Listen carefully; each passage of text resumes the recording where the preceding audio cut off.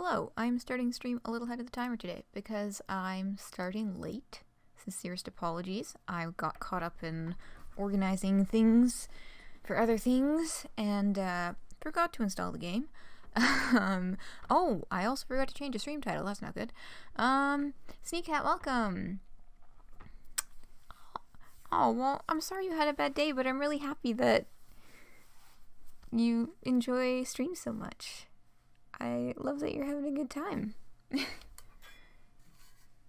Sorry, I just did not have any water before I started. I gotta take a minute of a drink here before I keep talking. But yeah, that's really sweet. It makes me really happy to know that, makes your days a little brighter. Okay, what the fuck am I doing here? Sorry, I'm still very disorganized here.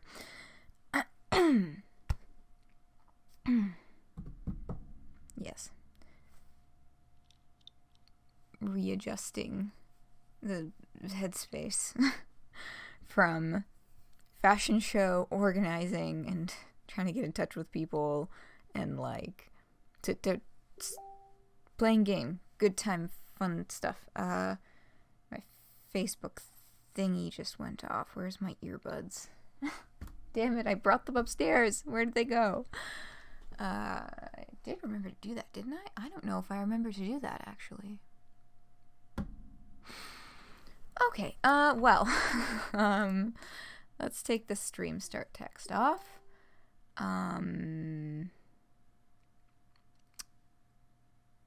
Shoot, I don't think I have earbuds. Also, my phone is freezing again, and I'm not for it. Oh no, it's loading now. Very slowly. Okay. Oh, your little fly's still alive. That's good. I'm glad he's still kicking. At least I'm waiting for my phone to load. I gotta change the stream title. Eye of Winter. Wait. Typing is hard.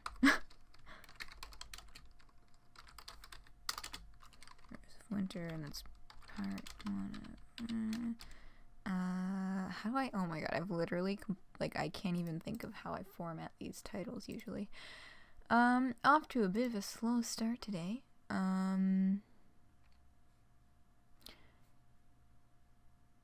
Yeah, time, date. Okay, so it is 11 p.m. on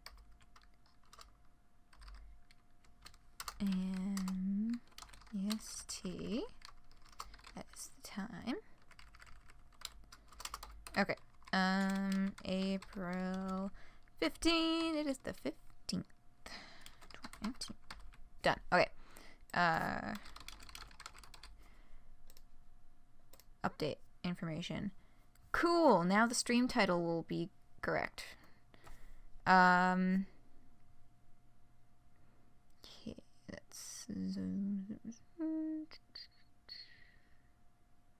Alright. So, we are in business. I am eventually going to have to go grab my earbuds, but just to get things rolling, actually, I'm not 100% sure if I need to grab my earbuds, because, wait, yes, allow Steam to make changes to my device? What's it doing? I'm just opening the game. I haven't opened the game yet, so I have not tested whether or not it works with, full screen mode in OBS. It should, hopefully. Most things do. It just takes a second for it to pick up. I don't like the fact that I clicked play 20 seconds-ish or 15 seconds ago and it's still not loaded. Oh, I'm getting the little spinny thing on my cursor. Uh-huh. Taking a sweet time. I don't know, maybe it's got to do some initial setup stuff. This day just super got away from me. I did my first of my 2 exams today. So I am officially free. Oh, okay, it's asking me for graphics settings. Oh, the controls.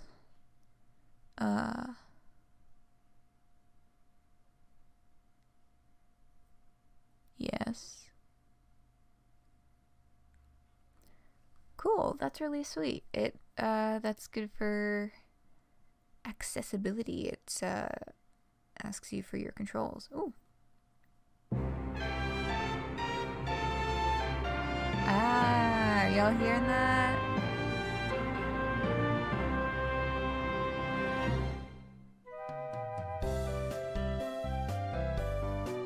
Yes, that opening was, yeah. That opening was used in Undertale. Not Undertale. Well, technically Undertale, but Deltarune. And it is credited in the soundtrack as being from Rose of Winter as well. I know, right? Like, I was not expecting that. I knew that the Deltarune soundtrack borrowed from Rose of Winter. But I didn't realize it was going to be, like, the opening thing for the game. Can y'all? Yeah, the full screen mode is working. Okay. Let me know if you're getting any echo from my computer speakers, because I don't have my earbuds plugged in. But if I remember correctly, I've done this before and it hasn't been like a big issue. Options. What are the options?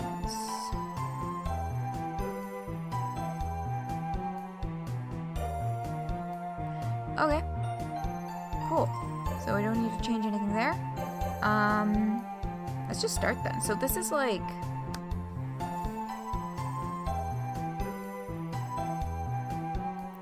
Yeah, go Rosemary.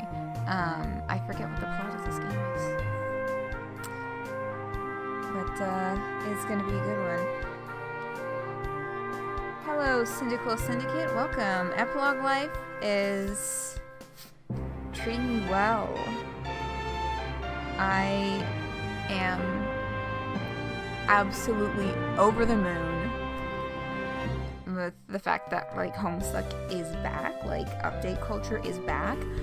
We don't know when the next update's coming out, and I'm living for it. Like, I mean, I find it absolutely hilarious that apparently there are newer fans who are actually complaining that they're not releasing an update schedule. Like, y'all, this is par for the course. Like, this is a integral part of the Homestuck experience.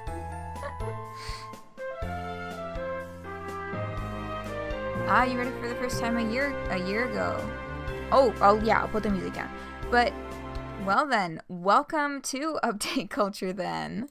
I hope you enjoy your stay. This is the 420.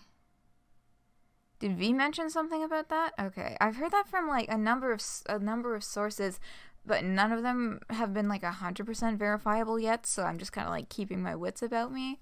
I mean, it would make sense that they would post it on the Weed Day because they did that with the announcement for Amicia and Sarava's Friend Sim last year too. But welcome Odd. Hello. Yeah. Weed Day, indeed. Nice. And you're updating your fic too. I have to read both of those. They've been open in my browser for a while, but I just had that exam today that kicked my butt. I mean, I think I did well. Okay, yeah. But, studying. Yes. That is, you know what? That will be my post-stream activity. I will get caught up on your fic and on Blake's fic, and since this is going up on YouTube, that means I get to advertise both of them again. And link them in chat and the description. Saturday night stream will eventually go up. Oh, thank you, Odd. Yeah, I think it went well. I'm pretty sure it was okay. Yeah, where's the chat? There's a fucking... Ah. There. So, yes. Alright.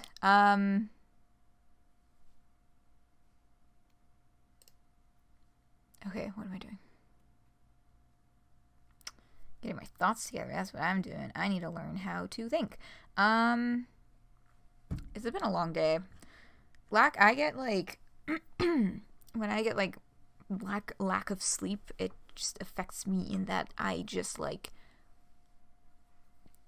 organizing my thoughts is kind of hard.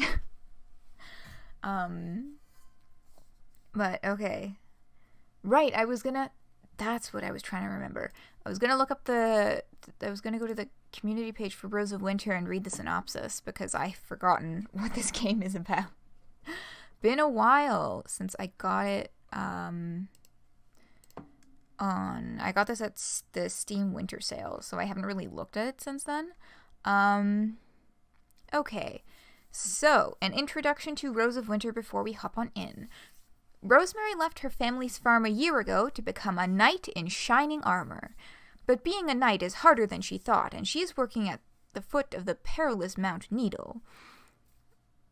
Thankfully, there are 4 handsome princes here who need an escort through the mountain pass, and Rosemary is just the knight for the job. As Rosemary, you'll brave fierce beasts and difficult terrain, not to mention the fact that your traveling companion can be a royal pain. But that's okay, because you're brave and noble and not at all distracted by the handsome guy you're bound to protect. You've got the armor, you've got the sword, and you're all ready for a fairy tale romance. If the snowstorms and bone-chilling winds don't get in the way. And maybe these princes aren't quite as charming as you expected. Rose of Winter is a charming visual novel with adventure, romance, and heartbreak, choosing one of 4 princes to take on your adventure and make decisions to unlock multiple endings. Featuring an adorable story and art by Magnolia Pearl, Atmaya Pandya, and Victoria Grace. Oh, Victoria Grace Elliott. Plus music by Toby Fox. Rose of Winter is ready to sweep you off your feet. So that's what it's about. We will pick a prince, go on a journey. Oh, the Tumblr app was bullshit. Ugh. Yeah, that hasn't stopped being a thing, eh? But, what is going on? I need some water. I'm getting real raspy here. I probably shouldn't have streamed for like 3 hours on Saturday night. Whoops.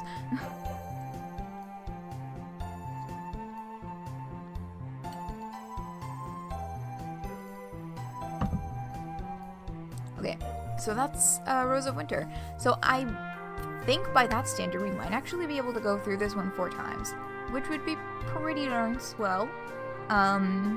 We'll see how much mileage we get, and let's go. I'm just gonna check here. So this is... Okay, so that's the save game button. That's the back button. Okay, that's the return to main menu. Just figuring out the UI. Yeah, because the weekend streams are I aim for things that I've already have a base of knowledge for. But bonus streams, we just kind of have a good time to explore things the first time together. Okay, so that's the settings. That is good. We have a log to go back to. And this is the fast forward button, which we're not going to click because we haven't read any of this before. Okay. Whew. And with all that out of the way, here is Rose of Winter.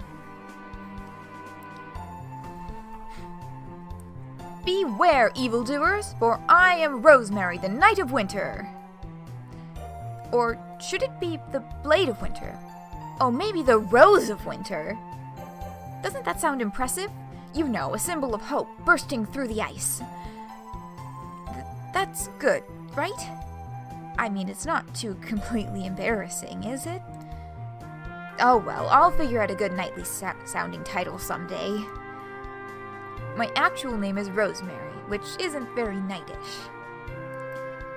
As for that Blade of Winter thing. Well, I'm in a place where it's been snowing a lot, and you know, to be honest, I just think it sounds cool. Cool stuff doesn't have to make sense, right? Anyway, about a year ago, I left my family's farm to fulfill my destiny and become a knight. Sounds pretty amazing, right? I thought so too. Oh, I want to upgrade your Discord profile picture. Oh, yeah, I know. She's adorable. I love this character design, and this art style is so cute. Ah.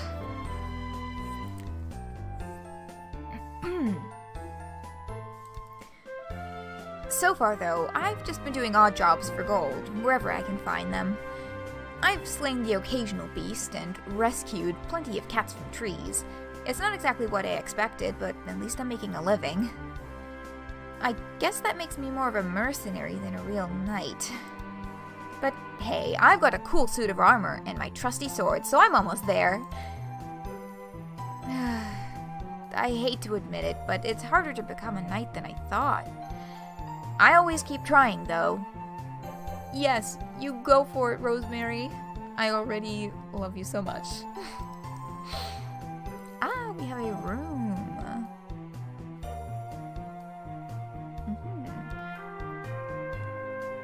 Tavern, okay. My travels eventually brought me to this tavern at the foot of Mount Needle. You wouldn't know it from how cozy it is in here, but the mountain outside is super dangerous. Mount Needle, so named for the freezing winds that pierce your very skin, crawling with deadly beasts that hunger for human flesh. Only the bravest of the brave dare to venture here. Doesn't that sound like the perfect place for an aspiring knight to find her destiny? Oh, I'm so excited! Look at her eyes, they're so sparkling eyes, that's so adorable! Anyway, now that I'm here, I've got to find a job and fast. I spent the last of my gold getting a room at this tavern.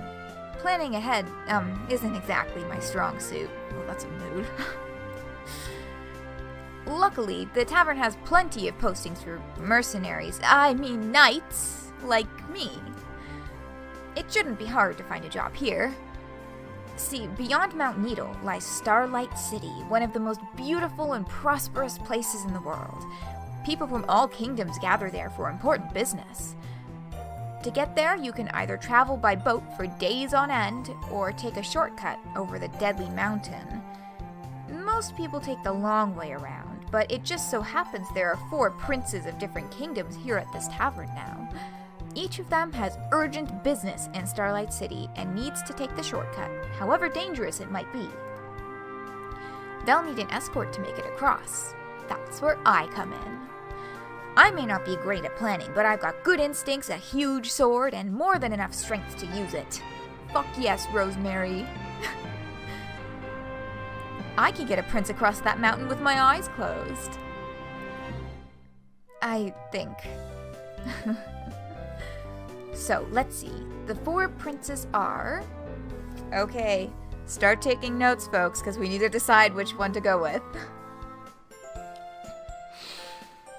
First is Faulkner, Prince of the Fae. I've heard a little about him. He's supposed to be all dashing and elegant, the perfect gentleman. But the Fae people are also supposed to be really tiny. I've never met one, but that's what I hear. How's he going to handle crossing a treacherous mountain? Well, I guess it's my job to figure that out. Next, it's Prince Elgender of the Southern Kingdom. He's pretty young, like a little kid. The job posting came from his caretaker, who is traveling with him.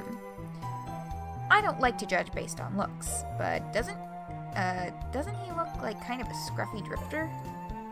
Should a guy like that really be taking care of a kid? Rosemary, that is rude and mean.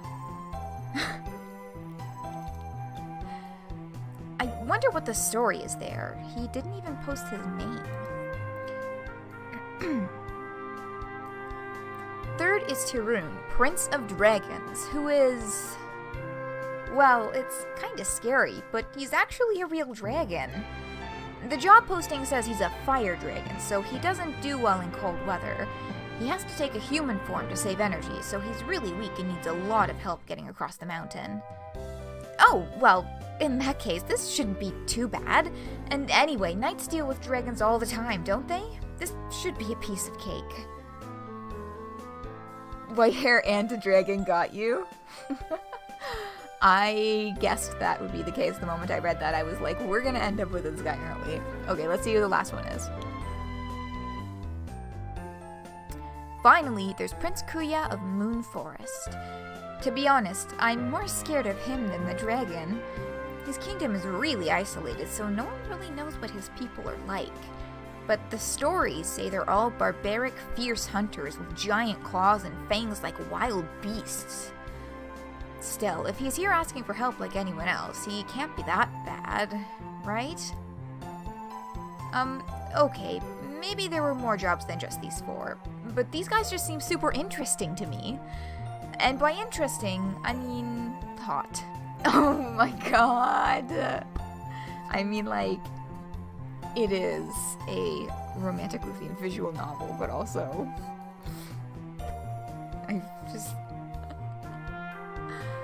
I mean, like, okay, that's fair.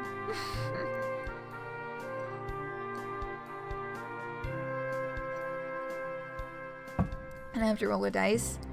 Okay, we have, are there any other, choices? Anyone else in chat would like to fire a name out there? Because otherwise, I will roll the die. Oh.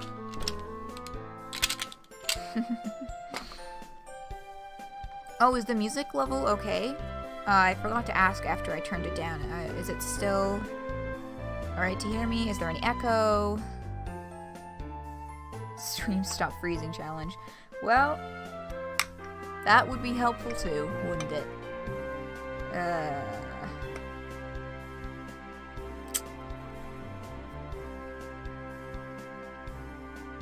Alright, well, I'm getting some radio silence from chat, so I'm gonna pull out my D4, and the numbers will just be assigned by the order that they were in. Oh, okay, good. Sound is good. Good. Okay, I have my little D4, and yeah, numbers will be assigned based on the order. Okay, let's actually make it to the choice. Let's make it to the choice and then I'll roll the dice. I just realized I'm jumping the gun a little bit here. Right, so she's just like, oh, because they're hot. Okay. Look, don't judge me. I've been traveling all alone for so long, and I've always dreamed of a fairy tale romance. It's not like I really expect anything to happen. I've never even had a boyfriend before. But maybe this time...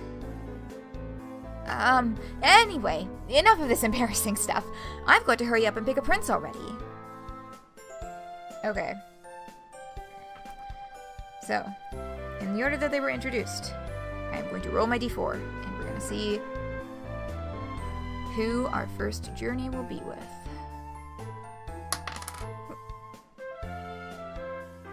You're so bad when you're smart.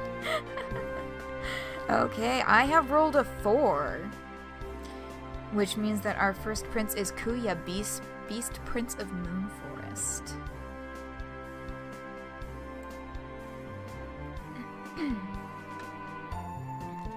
Oh, I just flung my d4 across there. Okay, let me put my dice back in the box. Okay, they all kind of like spilled everywhere. Just back. Okay.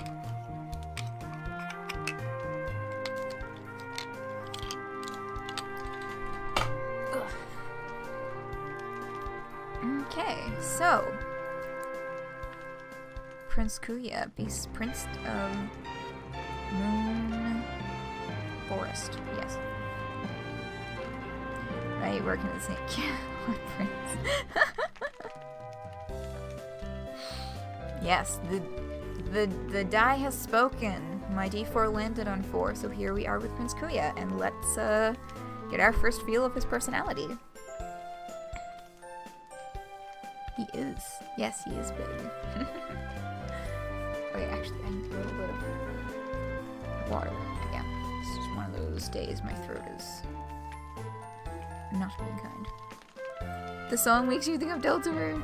I know. Yeah, it is the exact sound that Deltarune did use. It's actually it's like directly credited in the soundtrack as well. Yeah, it's like they just sound clipped that like opening part for Deltarune. Because Toby Fox did the music for this one. Pretty sure he did all of it. It said featuring music by Toby Fox, and it didn't credit anyone else. So I'm thinking that all of the music was Toby Fox. So yeah, he just kind of nabbed that to use in Deltarune and quietly gave Rose of Winter a little promotion there too.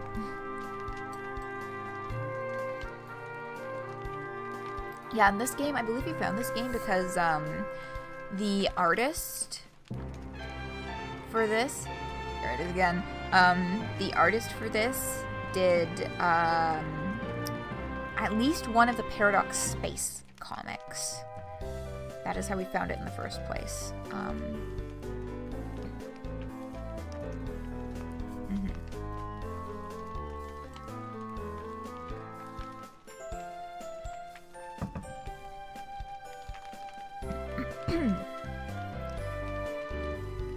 You want Kuya to hug you because he looks like he gives a good hug. Yes, he does look like he gives very strong hugs, yeah. Okay.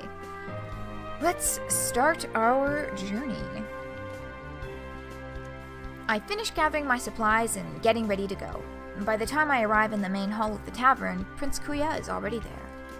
He's standing by the door, looking irritated and impatient, all cooped up and bristling to move. I've never met Prince Kuya, but I'm sure that must be him. How can I tell? Well, he's really, big. Oh, there's some scaling. I mean, he's a prince of Moonforest, so I knew he was going to be larger than average. I'm not that surprised, but I guess it's one thing to hear about it and another thing to see it. The beast people of Moonforest never leave their domain, and no one else is allowed inside. It's pretty rare to actually meet one, but everyone knows the stories. Huge, wild, terrifying. Faces of men, bones of giants, hearts of wolves. When that's all you hear about a kingdom, it sticks with you. Prince Kuya lives up to that fearsome reputation. As I draw closer to him, my heart flutters in my chest. I don't usually get nervous, but see, I'm pretty big myself. Even when I was a little girl, I was taller and wider than most kids my age. And not to brag or anything, but I work out a lot. This guy, though, he actually makes me feel small. He turns his fierce gaze down on me, and my mind goes blank. I blurt out the first thing I think of. Aren't you going to be cold? What? We love big in this house. Indeed. And yes, I'm really enjoying Rosemary as a protagonist, and it makes me even more excited to know that there are 3 more journeys with her waiting for us after this one. Your armor, it's not giving you a lot of coverage, and Mount Needle can get chilly. Well, more than chilly, it's freezing, so I'm just worried you might be, that is... Excuse me? His deep... I can't make my voice go any deeper than this right now. Y'all are gonna have to put up with that. I sincerely apologize, but, I don't want to damage my throat trying to sound like this deep, booming voice.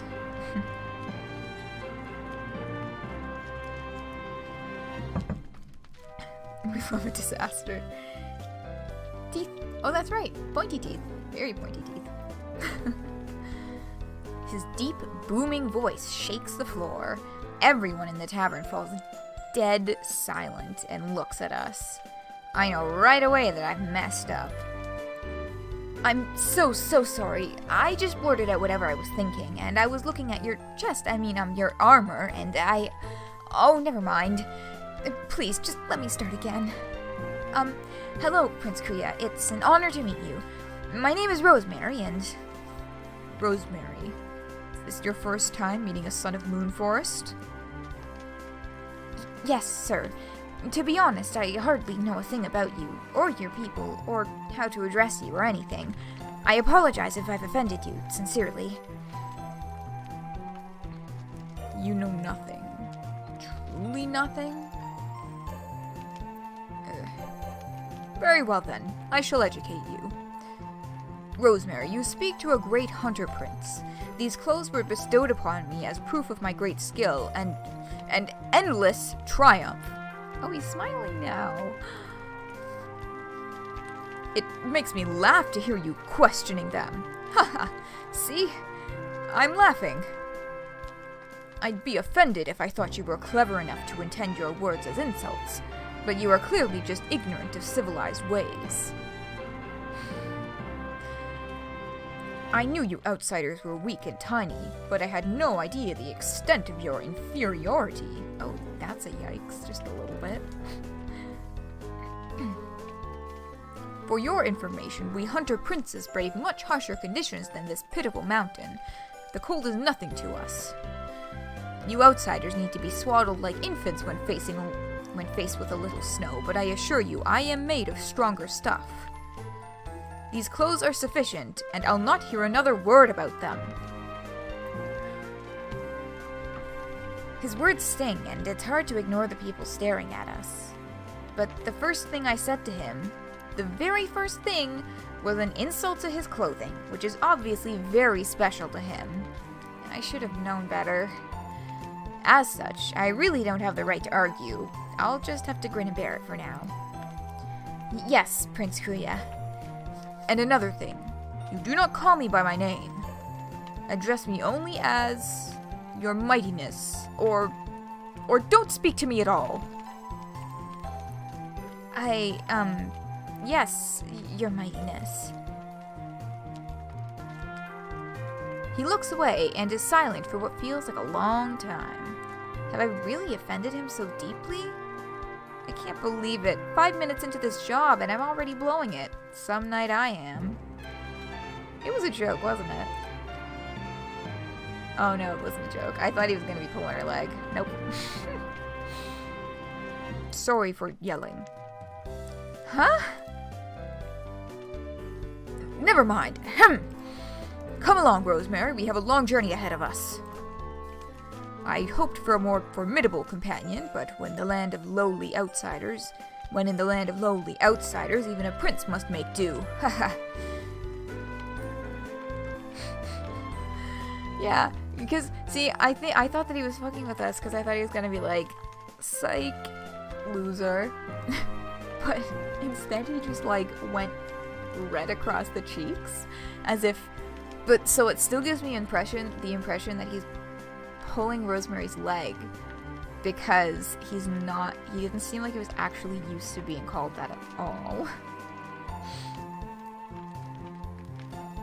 You ruined this entire journey. I think that's highly likely. Oh, yeah, they're both like really lovable characters. I mean, we have kind of an up and down impression of Kuya so far, but there's been enough to counteract the gruffness and the yelling, I think, to say that he's probably going to be revealed to be a softer personality than the rumors would have you think.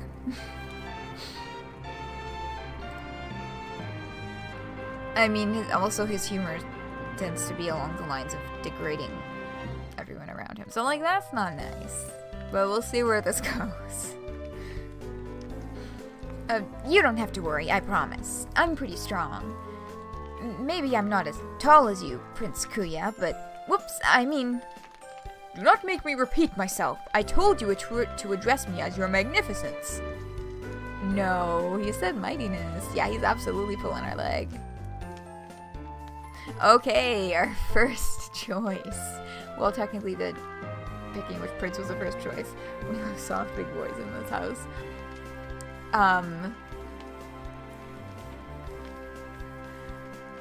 So chat, 100% for sure, he said mightiness the first time.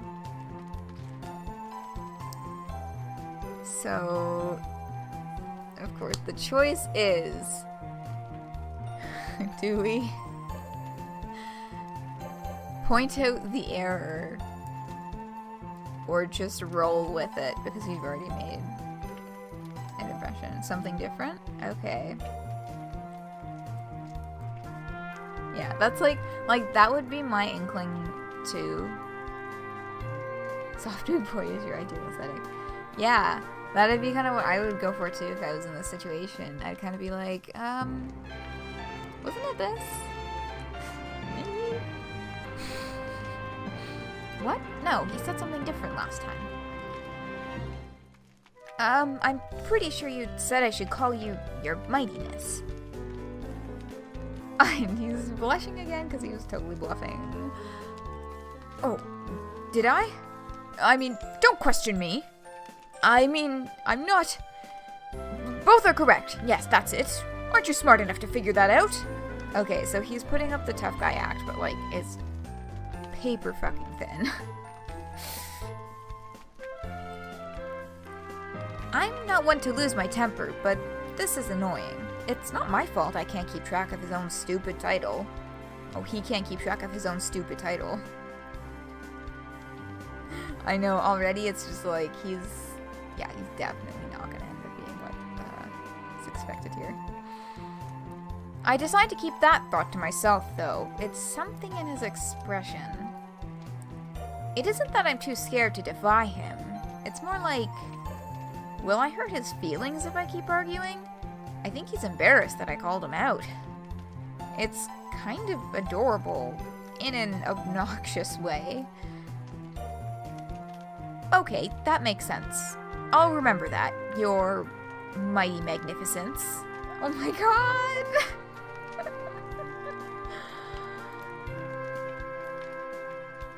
Good. Thank you.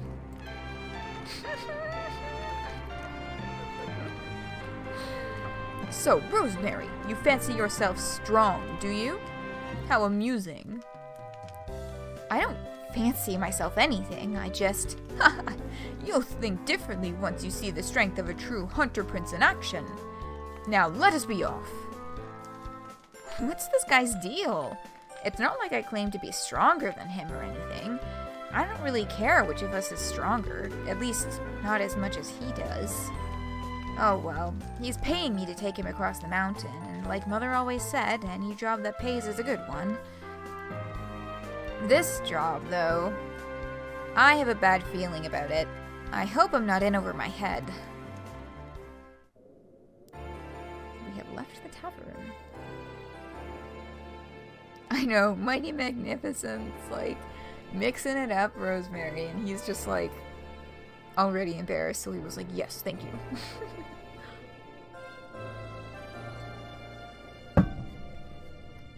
Okay.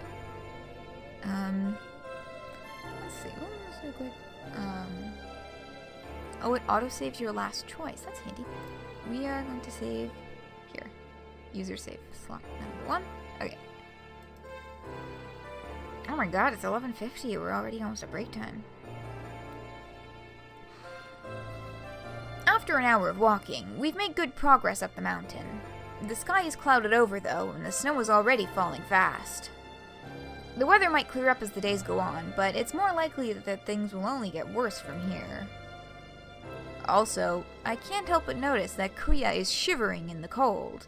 It's taking every ounce of my willpower not to comment.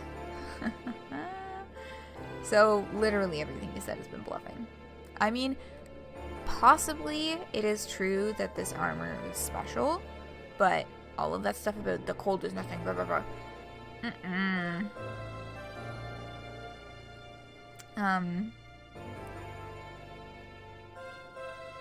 Yeah, this seems like, some, to apply our human culture terms, toxic masculinity at work. So the audio isn't synced again? I don't know what the issue's been these last few streams. Oh, excuse me. I'm tired. I have to get up early too. Okay. Anyway, yes, this, seems like there's something he's bluffing about more than just the title. Do you think we should make camp early? I'm worried about the snow. Snow like this? Ha! It's nothing. Less than nothing. I am the great hunter prince, Kuya. Do you know, outsider, that I once destroyed an entire forest with nothing but my bare teeth and claws? I don't believe anything he says now. That way, our enemy soldiers have no trees in which to hide. Such is the raw and brutal power we hunters possess. I don't see what that has to do with anything, but there's no point in asking. He's just going to keep talking. That's why I'm going to Starlight City. I must represent Moonforest in our yearly council with the outsiders, kings and queens.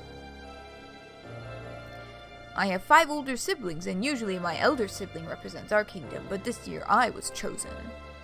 They may be older than I am, but only I am the great hunter prince. I've actually heard stories about the great hunters of Moonforest, although I don't remember any details. Hearing about them might be interesting, much as I hate to admit it. Not just anyone can become a hunter, you know. We are specially chosen to join the Great Hunt. Only the bravest and strongest can handle it. My elder siblings weren't worthy, but I succeeded where they failed. The great hunts are sacred. Every year, in the season of dusk, we ride through the forest for 13 nights. Hunters don't stop to sleep, eat, or even rest. We focus on our quarry. We return only when we have subdued the rarest and most elusive of prey, like the silver stag or the winged wolf. Riding home with their pelts around our shoulders, we are treated like kings. No, better than kings! With great feasts of golden apples and wine ever pouring, we hunters are not the only guardians of the Moonforest. We are also its glory and pride. That sounds great, Your Magnificence. It is the highest honor, more wonderful and wild than your puny mind could imagine. Ha! I bet you wouldn't last an hour in the first evening of a great hunt. Excuse me. Just yawning. Again. One of those days. I'm surprised you were even made a knight. Although you might be considered strong by pitiful outsider standards. Actually, I'm not really a knight. I mean, like, not officially. Ha! Ha ha ha! I should have guessed. Look at you with your fluffy little mane, no claws, no fangs. Pathetic! Ha ha ha! Okay, first of all... achoo! That was a sneeze, wasn't it? I knew it! I knew you were gonna catch a cold in that outfit! What? No, that was a battle cry. Great hunters don't sneeze. Shoo! Oh my god! Getting wrapped up in the Moonforest lore. Yeah. Well, I gotta wonder how much of that is exaggerated, though. Because, like... what we're looking at right here is, like... someone with too much pride to admit they need a fucking jacket. And has exaggerated a few, untruths, so to speak.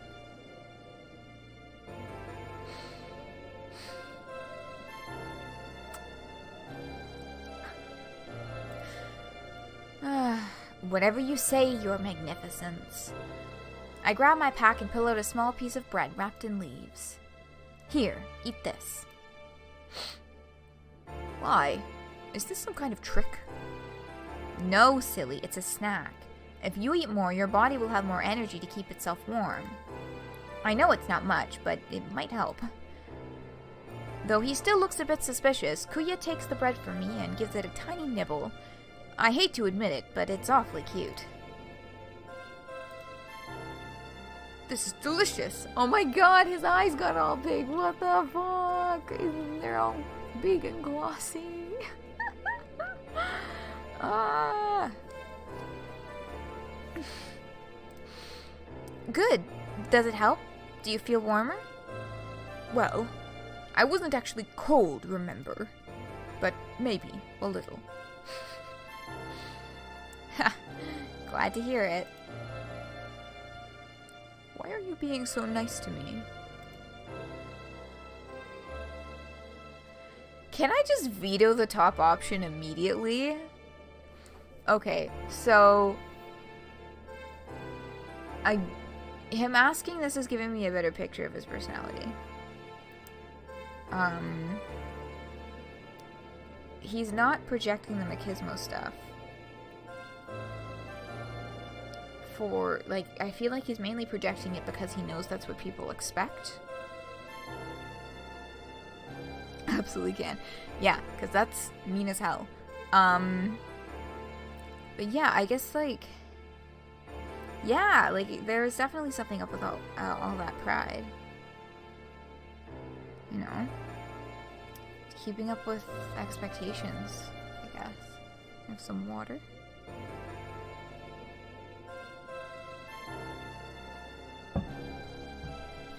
Well, I don't know how long this game takes to continue. To complete. I might look that up during break, just so I get an idea of how long each section is going to take. Making you wonder if the entire culture was like that. Yeah.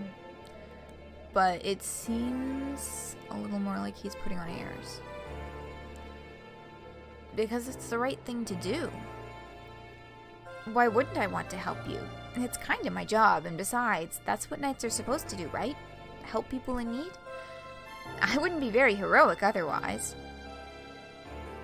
Well, of course we great hunters are very heroic too, so thank you, Rosemary. This delicious tiny bread snack was worthy of a mighty warrior. Ah,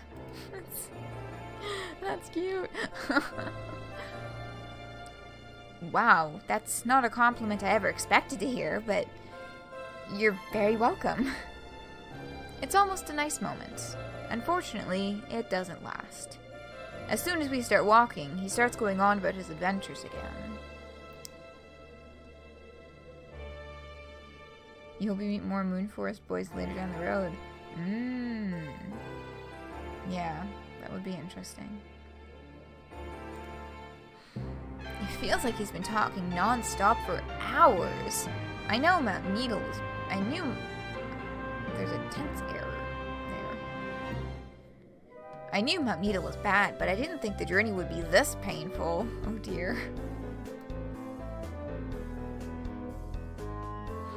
And so everyone thought I was done for, but really I was only playing dead to fool the dire bear. At the very last moment, I roared back to life and sliced the bear's head off with just one of my claws. Everyone cheered and thanked me for saving the village. Oh my god, this sounds like one of those "and then everyone clapped" Tumblr posts.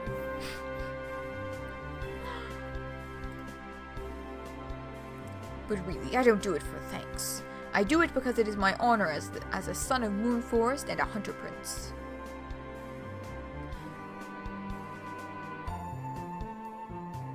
So, I'm thinking some thoughts, and this might have been obvious to other people from the beginning, but I'm thinking some thoughts that he's not just putting on airs, and that this is only partly falsified.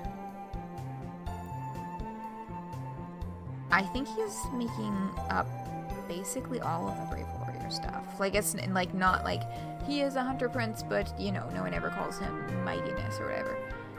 I get the feeling that, because he had to, if he really was as brave and strong and as cold resistant as he says he is, he wouldn't need Rosemary to come with him up the mountain.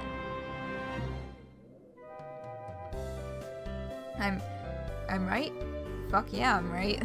Like, it sounds so falsified that it's making me question everything. You were thinking about that too? Yeah, like, it just doesn't, like, the stories are not adding up here. He grins at me, trying to gauge how much I enjoyed the story. I smile back at him, hoping it looks sincere. Now that I think about it, this might be a chance to connect with him. I have plenty of stories like that from my own travels. Maybe if we become better friends, he'll be more fun to talk to. You know, I came across a dire bear on my travels too. It sounds like mine wasn't as big as yours, but it was pretty hefty. It had been wandering around the edge of town, and it was scaring this one guy's goats. So he hired me to... Rosemary, please. Does this story have a point? I just thought you might want to hear about some of my stories too. You really think your little errands can compare with the tales of a great prince of Moonforest? Okay, he's totally overcompensating and super being a dick about it. Well, it's true that the goat story wasn't that exciting. It's a you had to be there thing. Don't downplay yourself, Rosemary. I'm sure the goat story was really fucking cool. But I swear, if I have to hear the words Great Prince of Moonforest one more time, I'm going to explode. No job is worth putting up with this. Okay, calm down, Rosemary, calm down. Let's just forget about it. Where's the newspaper? Do you want to take a break soon? There's a river nearby, so we can get some water and rest a bit before moving on. Huh, I could keep walking for hours, easily. But if you're tired, I suppose I could... Ugh, what's that? And now is when the true colors will shine. Huh? What's going on? Did you see a monster? I've got my sword. I'm ready to fight if... No! Look, my cloak. It's got a huge stain on it. For the love of fuck. And look, one of my shoulder spikes got dented. When did that happen? We've only been walking a few hours.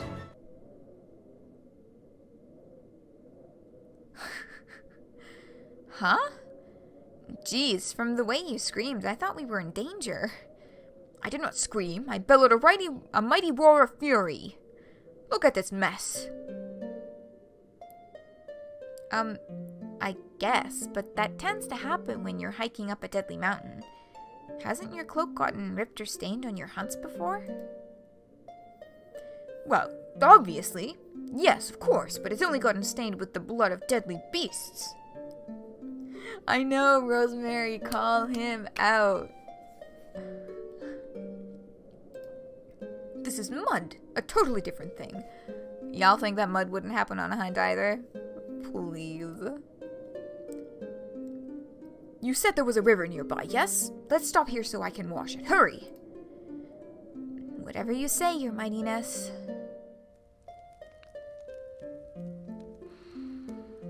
Okay, so we've stopped for a rest. It's 4 minutes after 12.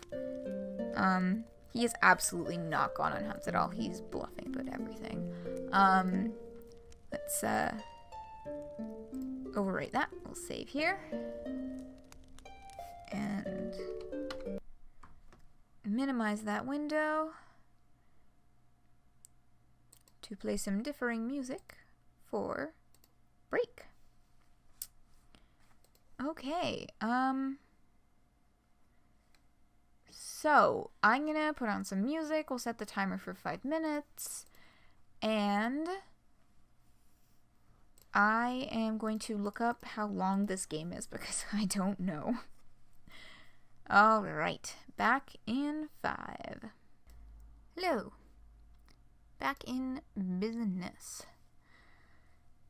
Alright, so, I did look up the average playtime. Turns out that one brood is only supposed to take about an hour, so we should be able to just finish with Kuya next week and move on to another, or finish with Kuya this week, move on to a new pal next week.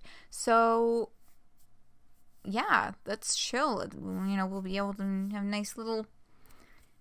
nicely packaged little stories within single streams. Yes, and that also gives me a good benchmark to aim for, so I know if we're not done with Kuya by the end of the 2 hours, so just keep pushing forward and we'll finish him up today. Okay, right. Here is the game. Ta-da! Okay. Back we are. So, stopped for a rest. Let's keep going on our little adventure. And so we stop for a rest. There's a small cave nearby that we duck into to get out of the snow. I get some food out of my pack, ready to offer it to Kuya, but he's too busy worrying about his dumb cloak. Look at this, practically ruined, and I paid so much for it too. I thought you earned it from heroically... Wow, I take a 5-minute break and all of a sudden I don't know how to talk. I thought you earned it from heroically slaying monsters and stuff like that. Yes, exactly. I paid for it with my heroic slayings. You outsiders are so thick-headed. Do I have to explain everything to you? I think this is salvageable. I'm going to go out to the river to see if I can clean it off. Stay right here and don't touch anything. It's a cave. Why would I be touching stuff? Kuya doesn't listen to me. He just goes storming off. Well, let him throw his tantrum. Let him throw his tantrum, I guess. It's strange to see such a big, tough warrior guy get so upset over a little stain on his cloak and a scratch in his armor. Then again, I shouldn't be so quick to judge. I already upset him once by making light of what he's wearing. It's obviously really important to him. It's my own fault if I don't get it. I settle down, glad for a moment of silence and solitude. It's nice to catch my breath and not be yelled at for a little while. But a little while turns into a long while, and I start to get worried. Kuya's been gone for 20 minutes now. How long does it take to wash a stain out of a cloak anyway? What if something happened to him? It was stupid of me to let him go out there alone. No matter how big he is, he's still a prince, and it's still my job to protect him. Maybe he got eaten by a bear. How would I explain that to the Moonforest royal family? Sorry I let your youngest son go down a deadly mountain by himself for no reason at all. I tell myself to calm down, and that Kuya's probably fine as I hurry out of the cave to look for him. It doesn't take me long to reach the riverside. No sign of Kuya, though. Oh no, what if something really did happen to him? Your Magnificence? Are you okay? Hello? I catch sight of Kuya's cloak and armor lying neatly folded on a smooth rock beside the river's edge. So if Kuya's clothes are here, where is he? I tried one again. So if Kuya's clothes are here, where is he? Rosemary? Y'all, what the fuck? Let's keep it not this.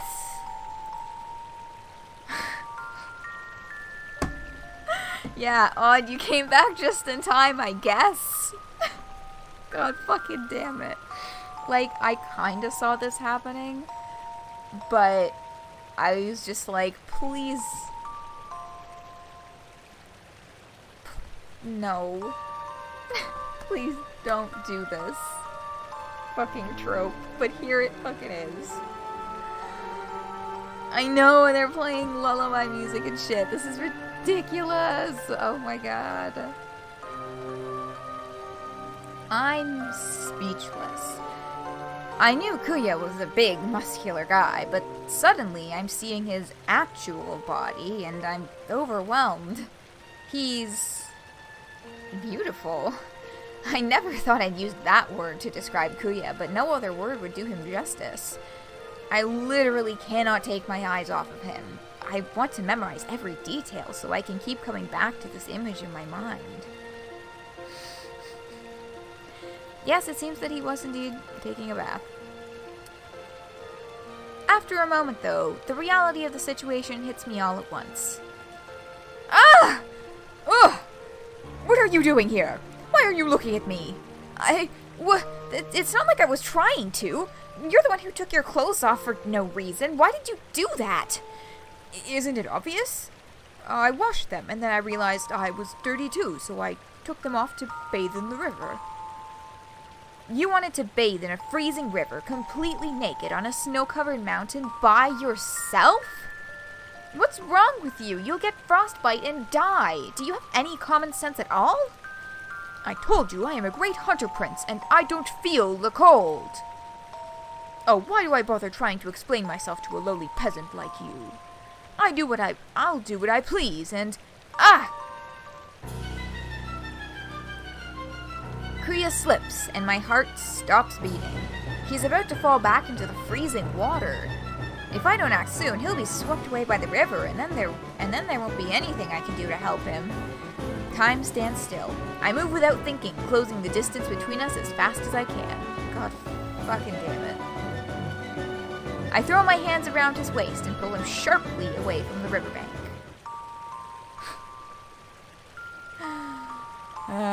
This is super cheese.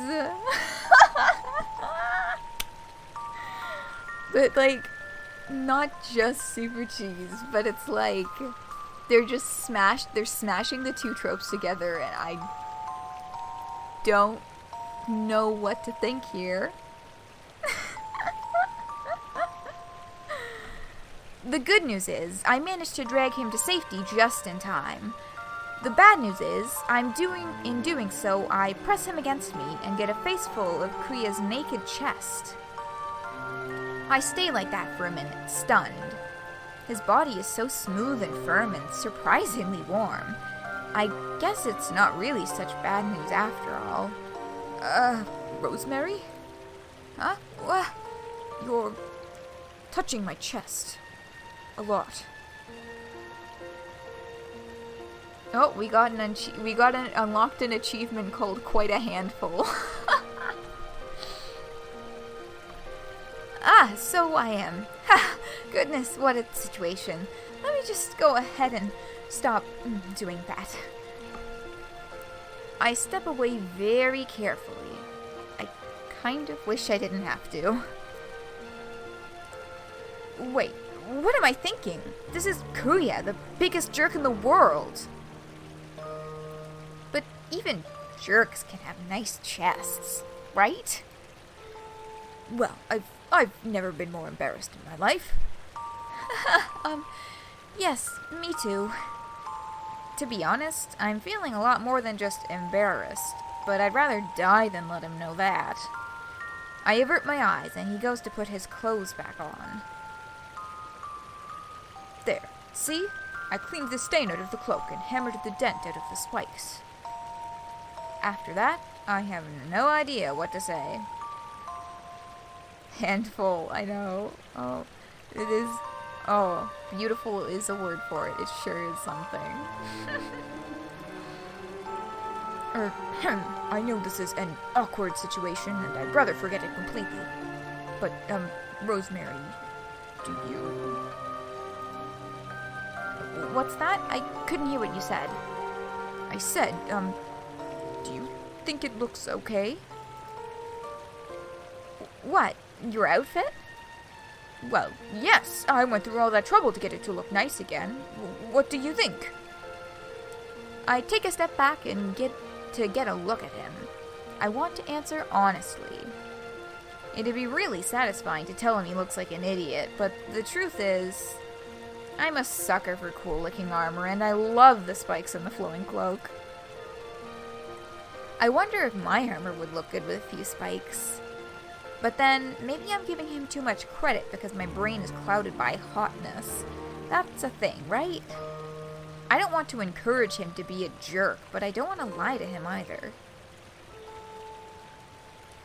Such is the conundrum presented to us. Chat, what are you thinking?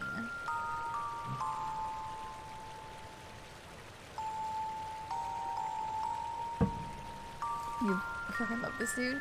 He's just like... he has a very big personality. But like at the same time, it's like...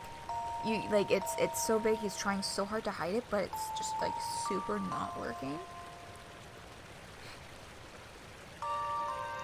Like, I think it's pretty clear that he's bluffing about literally everything. So maybe it wouldn't be so bad to stroke his ego a little bit, but also having some self-confidence and telling the guy to fuck off is a little tempting. It is a little tempting to just be like, I think that I look better than you, but also, like, as his true colors are starting to show more, I feel like making that kind of comment rather than just saying that he looks good would be like not hurtful in the way that he, you know, the whole clothing debacle was, where he was like, how dare you, and all of this grandeur. I feel like saying that would like actually hurt him. Like, because he seems to have to be putting up such an air, he must have,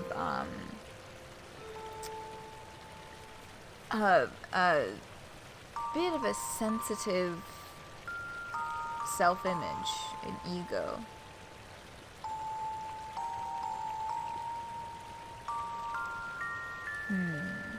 You want to do both? I know, it's really tempting to get at both reactions.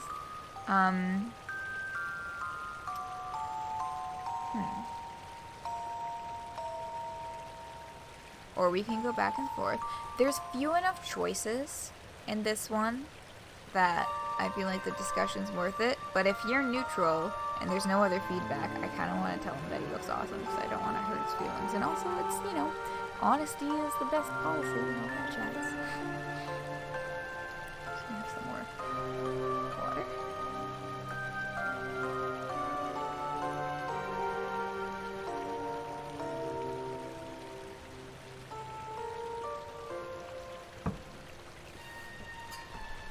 Okay, I can't tell if stream is lagging or if that's just, you're neutral? Okay.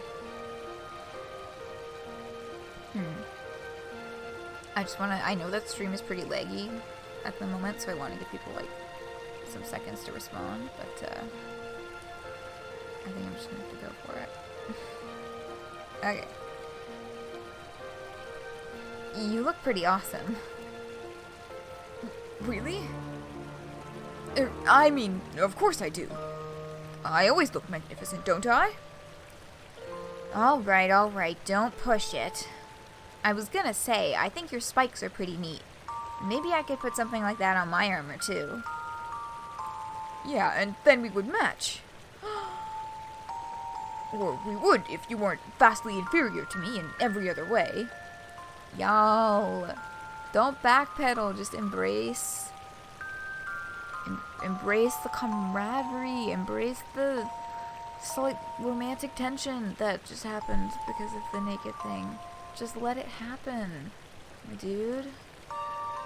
I know, matching, like, that's cute. It's so adorable. That was his first thought, was we're gonna match. Like, y'all, how old is this youngest prince, really?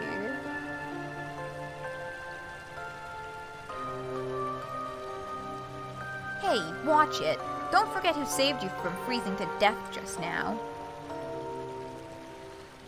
Thank you. What's that? Ugh, never mind, you are infuriating. Let's just keep going.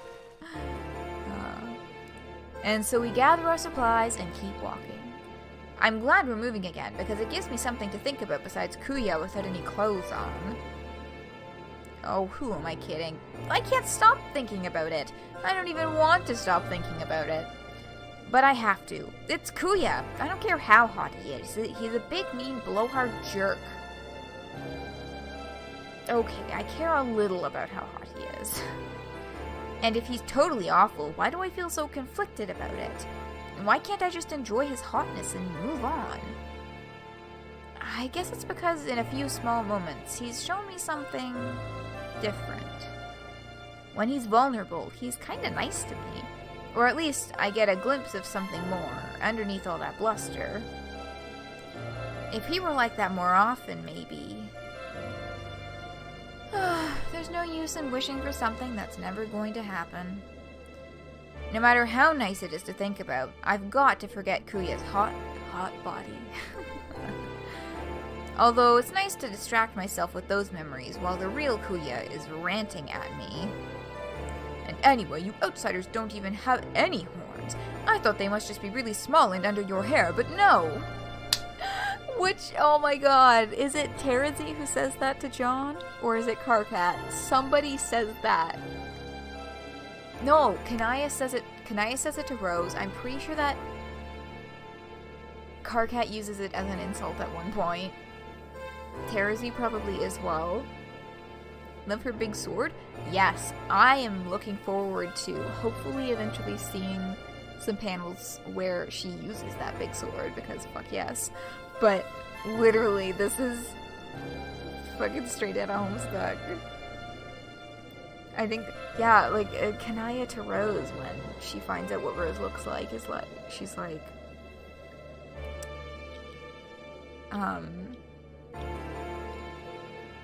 shocked. And almost disappointed. She's like, I thought you were one of us. Where are your horns? Oh my god. No horns at all. Do you have any idea how ridiculous you look? Straight the fuck out. I almost feel sorry for you. How do you strike fear into the very souls of your enemies? Are you going to be like this the whole way? Why? Are you so intimidated by my greatness? What? No! Ugh, you are so full of yourself. I can't believe I thought I saw something deeper in you for even, like, one tiny second.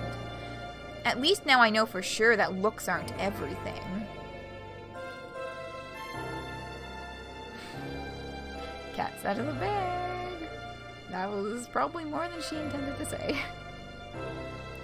Wait, what? You saw something in me? Wow, I really don't want to get into this. Before I can say anything, the wind picks up and starts to howl. The snow thickens into heavy sheets. I can hardly see anything in front of me. There's no time to argue. I have to deal with this first. Thank goodness. Your Mightiness, can you hear me? I know we've only been walking for a little while, but we need to stop and find shelter for the night. Ha! Are you so easily defeated by a little wind and cold? It's still light out and we just took a break. But if you're tired again already, I'd be happy to carry you the rest of the way. For goodness sake, can you stop? If we keep going in this weather, we'll both get lost or catch our death of cold. Trust me, I've crossed mountains before. The smartest thing to do is, I've crossed mountains too. Do you really think you know better than me? Don't make me laugh. Honestly, I've had just about enough of this guy. Yeah, he's really got to drop the act. It takes a lot to push me over the edge, but I want to get this over with and get out of the stinging cold. Prince Kuya, shut up! It's like you can't even open your stupid mouth without saying something mean to me. And for what? All I'm doing is trying to help you. You're acting like a bratty child, and I'm sick of it. Look, you hired me to be your guide across this mountain, not as some servant you can push around.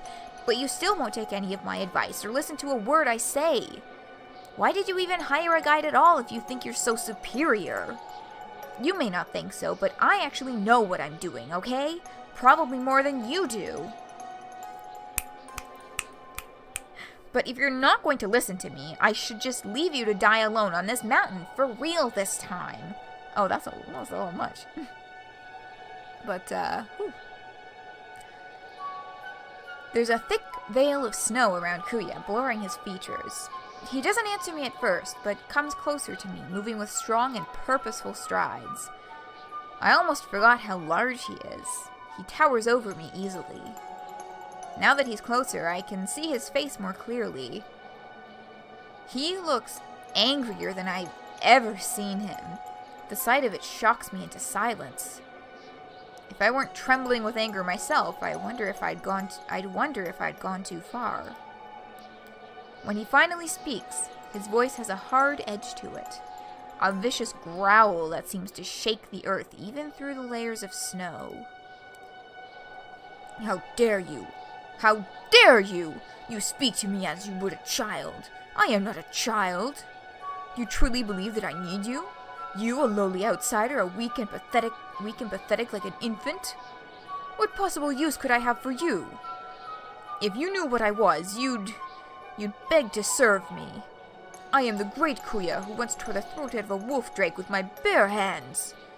I was only a baby. It was my first kill, the one that marked me for greatness, for life. I laugh to think of what your first kill must have been, if you ever even had one. It was probably the time a mouse got into the kitchen when Father was making breakfast, and I hit it with a frying pan. But now doesn't seem like a great time for that story. Kuya is shouting now. He's lost all sense of what's around him, his fangs and claws bared in fury. I face his rage head-on, without flinching. Seeing him like this, with his wild mane whipped in the wind, his muscles rippling, those sharp teeth so huge and frightening, I've been thinking of Kuya as a big blowhard, but it occurs to me, for the first time, that these stories of his might actually be true. He really does look like a barbarian prince, one who could rip the throat out of a wolf drake, or level a forest with his bare claws. So? Are you so pitiful that you have nothing to say in response? Well, that's to be expected, isn't it? Pathetic outsider with nothing to do or say. Why did you even bring me along if you hate me so much? Dang. Hate you? But I don't. In the next instant, our argument comes to an end. We both realize there's a bigger problem in front of us. Oh hey, there's a giant beast. A great and terrifying beast emerges from the swirling snow. A tremendous boar covered with dense black hair, sharp and thick as nails, with a set of cruel tusks as long as my arm. A mountain-eagle razorback. I remember reading about them in one of my old books. My body turns cold at the sight of it. These beasts don't normally attack humans unprovoked, but loud sounds can trigger them into a rampage. This one must have heard Kuya and I when we were shouting at each other.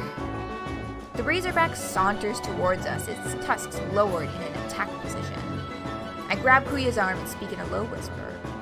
Your Highness, I've read about those things, and they're very dangerous. Even if we both try to fight it, we might not make it out alive. If we back away slowly, we can escape and find shelter without provoking it to charge. Do not insult me. I am a hunter prince. I can handle this foul beast myself. Kuya's voice shakes violently. With fear or with cold? I can't tell. All I know is we'd be idiots to fight this thing, and the longer we go without running, the less chance we have of escaping. I remember reading something about it having one very odd, surprising weakness. But it was just a footnote in a book. I can't for the life of me think of it now. Please, if you ever listen to me now. This isn't about how strong you are. That thing has hide like steel, and its tusks could rip through you in less than a second. Even the strongest person in the world couldn't fight it. Let me handle this. I know I can do it. Please trust me. It's not crazy to think that Kuya might be a match for that thing, but I can't shake the feeling that he's in over his head.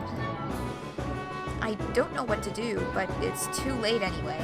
The razorback lurches forward and charges right at us. I'll have to make a decision now or we'll both be dead. Fuck. Okay. So,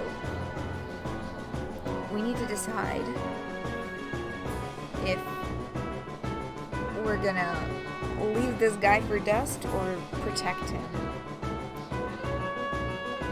I'm interested in all your opinions.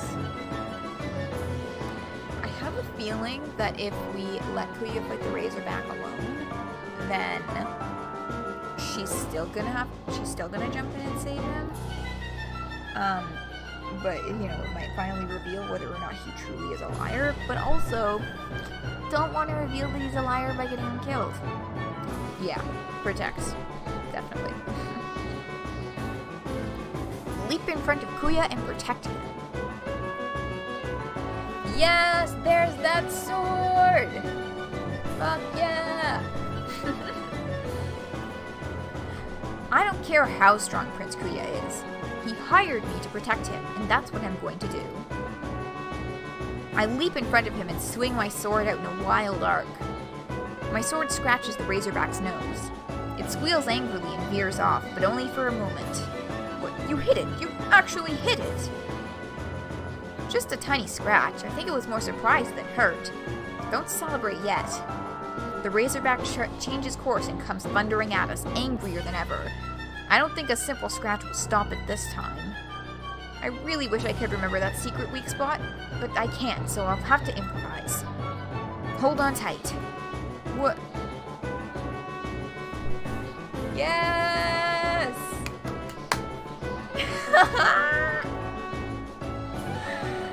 Oh, I love it. I fucking love it. I'm not sure if I can do this, but I have to try. As quick as I can, I sheath my sword and take Kuya into my arms. He's heavy, but I can manage it. I hold on to him as tightly as I can and leap into the air an instant before the Razorback hits us. Against all odds, I jump clear over the beast. I know I shouldn't care about this stuff right now, but a part of me wonders if I look cool. Yes, you do, and I love you. You're fantastic, Rosemary. You go. We land safely in the snow while the Razorback searches furiously for where we disappeared to. Rosemary, that was incredible. We're not out of the woods yet. It just spotted us. The Razorback comes charging in again. I leap deftly aside, just barely out of reach of those tusks. The beast keeps coming and I keep darting away. My body moves on instinct. I think of nothing but keeping Kuya safe. The Razorback and I are caught in a strange little dance. It hasn't hit me yet, but I don't have an escape plan either. Yeah, they are cute. Ah. And he let his cover down a little bit. Again, vulnerable moment, he let his cover down. He's like, that was so cool! None of that peasantry bullcrap. Just, that was incredible. I know I can't keep this up for much longer. With every leap, I get a little more tired, and Kuya feels a little heavier in my arms. I have to end this quickly, or the Razorback will end it for me. When it charges again, this time I don't leap aside right away. I stand my ground until the Razorback is almost on top of me. Kuya's arms tighten around my shoulders. I can tell he's scared. But I know what I'm doing. I need to be as close as possible if I'm gonna hit my target. Just before the collision, I step aside only slightly so that the great boar comes charging past me. It's so close I can feel the brush of its hair against my skin. Without wasting a breath, I jab my sword into its face, hoping against hope that I hit the right spot.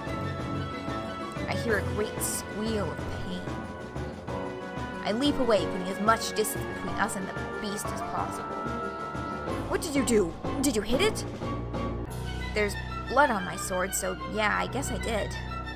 What good will that do? A little scratch won't kill it. Dummy, I'm not trying to kill it. I hit it square in the eye. It's half blind. Sure enough, the Razorback is squealing angrily, rubbing its bleeding eye in the snow. For the moment, it seems to have forgotten us. Oh, that makes sense, but to have hit such a small spot on a moving target, that's impossible! I can't believe you pulled it off. Get your head out your ass, wish you did that. It just takes practice. The Razorback squeals again. What a horrible noise. It seems to have caught sight of us with its one good eye. It must be angrier than ever. Time to go! It sweeps them back up again. I rush off, holding tight to Kuya. Behind me, I can hear the thundering hoofbeats of the Razorback. but it's losing blood now, and can't keep track of us so easily. Eventually, the sound dies down, fading into nothing. We lost it. We are safe. I'm not sure how long I've been running. When we break out into a small, silent clearing, I finally feel like we can stop. Carefully, I set Kuya down and double over to catch my breath. Rosemary, that was so cool. Oh, he's got those big glossy eyes again. What? Cool? Really? Thank you for saving me. I'm sorry I didn't do much. I told you, you couldn't have done much more than I did, and it's my job to watch your back. Besides, we only barely escaped, and we'll have to be careful not to run into that thing again. An angry, half-blind razorback with a grudge is bad news. But you're very welcome, Your Magnificence. Achievement unlocked, Fist of the Beast King. Okay, we'll do one last save here, and we'll change scenery again. I know, big smiley faces.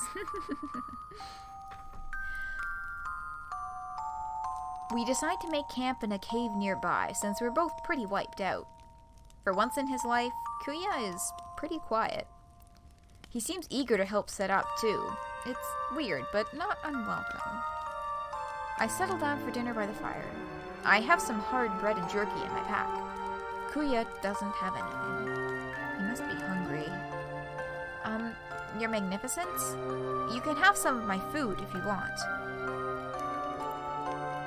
The great hunters of the Moonforest say that the only proper way to feast is to kill the strongest animal you can find and devour its flesh right then and there. If the blood is still hot, it joins with yours, and you can feel the very heart of the beast pounding in your veins. I'm pretty sure that's not how eating works, but if those are his ways, who am I to argue? I shrug and settle down to eat. I can't help but notice Kuya staring at my meal, though. I can even hear his stomach grumble. Although, I suppose you outsiders consider it rude to refuse shared meals. That's why you're looking at me like that, isn't it? I'm not looking at you? If you insist, I suppose I could break a tradition just this once. He grabs a piece of hard bread from my pack and devours it. He could have just said he wanted to share. Whatever you say, Your Mightiness. No, Rosemary, I've been thinking. I don't think you shouldn't have to call me by those titles anymore. I mean, it's silly, isn't it? Oh, really? Why the sudden change of heart? It's not a change of heart, it's just... In Moonforest, when two hunters slay a beast together, they become brothers. That's, the rule. It's not proper for one brother to consider himself superior to another. And since we slayed a beast together, you are my brother now, or sister. Anyway, we're equals. He's got those glossy eyes again. And since we slayed a beast together, y'all did shit fuck. She did all the work. Don't go trying to claim that you did anything there. I mean, this is still cute, but also, like, give Rosemary the credit she deserves. Hello. Yeah, also they didn't kill the damn thing. I think your definition of slaying a beast must be pretty liberal. But, okay, that works for me. Shall I call you Prince Kuya now? No, just Kuya. I mean, if you don't mind. Okay, Kuya. He finishes his bread in silence, hardly even looking at me. It's not like he's ignoring me, though. More like he's suddenly shy. But why would he be so timid all of a sudden? I just can't figure this guy out. Rosemary? Do you remember you were telling me about how you had to fight a dire bear once? I'd like to hear the rest of that story, if you don't mind. Huh? Really? I mean, I guess I could, but why would you want to know that? You were right. It's not a very interesting story. I never even fought the dire bear. Please, tell me anyway? Okay, let's see. There was this dire bear, but you know that already. Anyway, it was hanging around the edge of a small village and scaring this one guy's herd of goats. But because it hadn't actually done anything, we thought it was a shame to kill it. So instead, the goat herd's wife made me this hat, and that made me look like I had goat horns. It was pretty silly. I went into the woods and started making these goat noises, bleating, and the dire bear followed the sound into the woods. I managed to lead it far enough away that it never bothered the goats again. But the goat herd and his wife thought it was hilarious. They laughed and laughed at me, calling me stuff like Lady Bleats a lot. But they gave me plenty of cheese to take with me when I left, so I guess they were all right.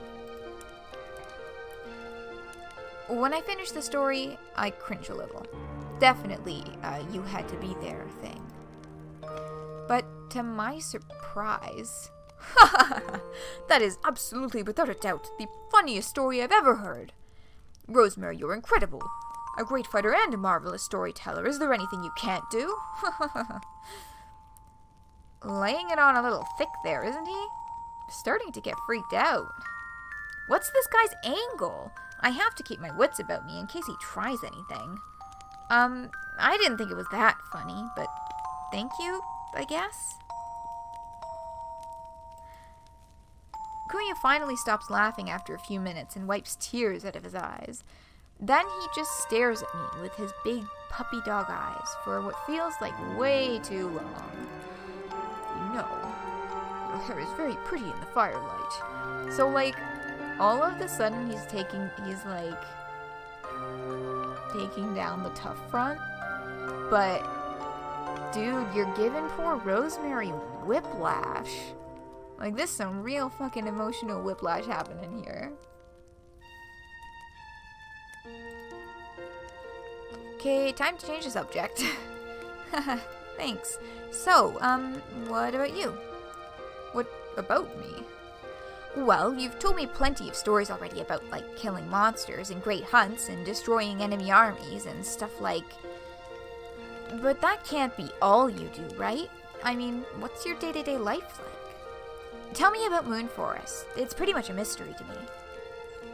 Oh, that. Well... To my surprise, he seems reluctant to talk about it. Moonforest is small. Smaller than most kingdoms, I'm told. All the families are familiar with each other, even the royal family, for better or worse. It's thick with trees and in constant twilight, even in the daytime. No one knows why. It might be some ancient magic baked deep into the land. So it's always dark outside? Forever? Ooh, okay, so we're given the choice of beautiful or terrible. Damn. We don't know how he feels about it, so it's either, either one could potentially be taken as insulting or make him feel a lack of connection. You saved me, I love you now. Yeah, it's such a sudden change of heart.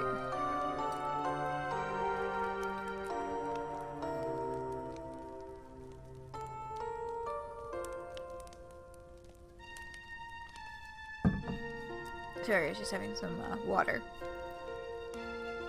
Sounds beautiful? Yeah, I mean, I am a fan of Starlight as well. But let's see if he is. It sounds beautiful. I guess that is, even if it's not his thing, where the other one would be kind of insulting his home. It is very beautiful. I'm glad you think so. Ace choice, guys. Good job. We got the right one. Oh? Why's that? Nothing. Never mind. His voice, wistful and lonely, drifts off with those words. I wait for him to continue, but he doesn't. For a moment, there's only the sound of the crackling fire. Why in the world is he acting this way? It really isn't like him. It sounds like you love it there. Parts of it are nice, yes. The trees are much larger in Moonforest.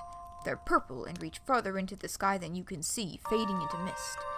The shadows seems to fold around them like blankets. And there's this silver grass that comes up to your knees, soft as feathers and always full of fireflies. Those are the parts I like. Aw, are you maybe a little homesick? What? Absolutely not. I'm not a child. I am not a child, you know. It's not childish to miss your home. I think about the farm a lot. I mean, I'm happy to be out here doing what I'm doing, but it's natural to miss the place you grew up in, right? I guess so, but I don't always miss the people. Now we getting into the meat of things. Oh, I know, right? Like, damn. Oh.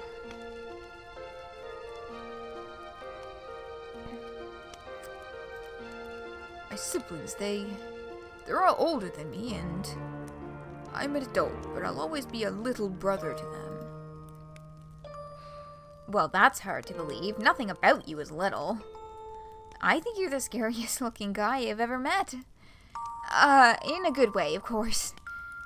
You really mean that? Totally.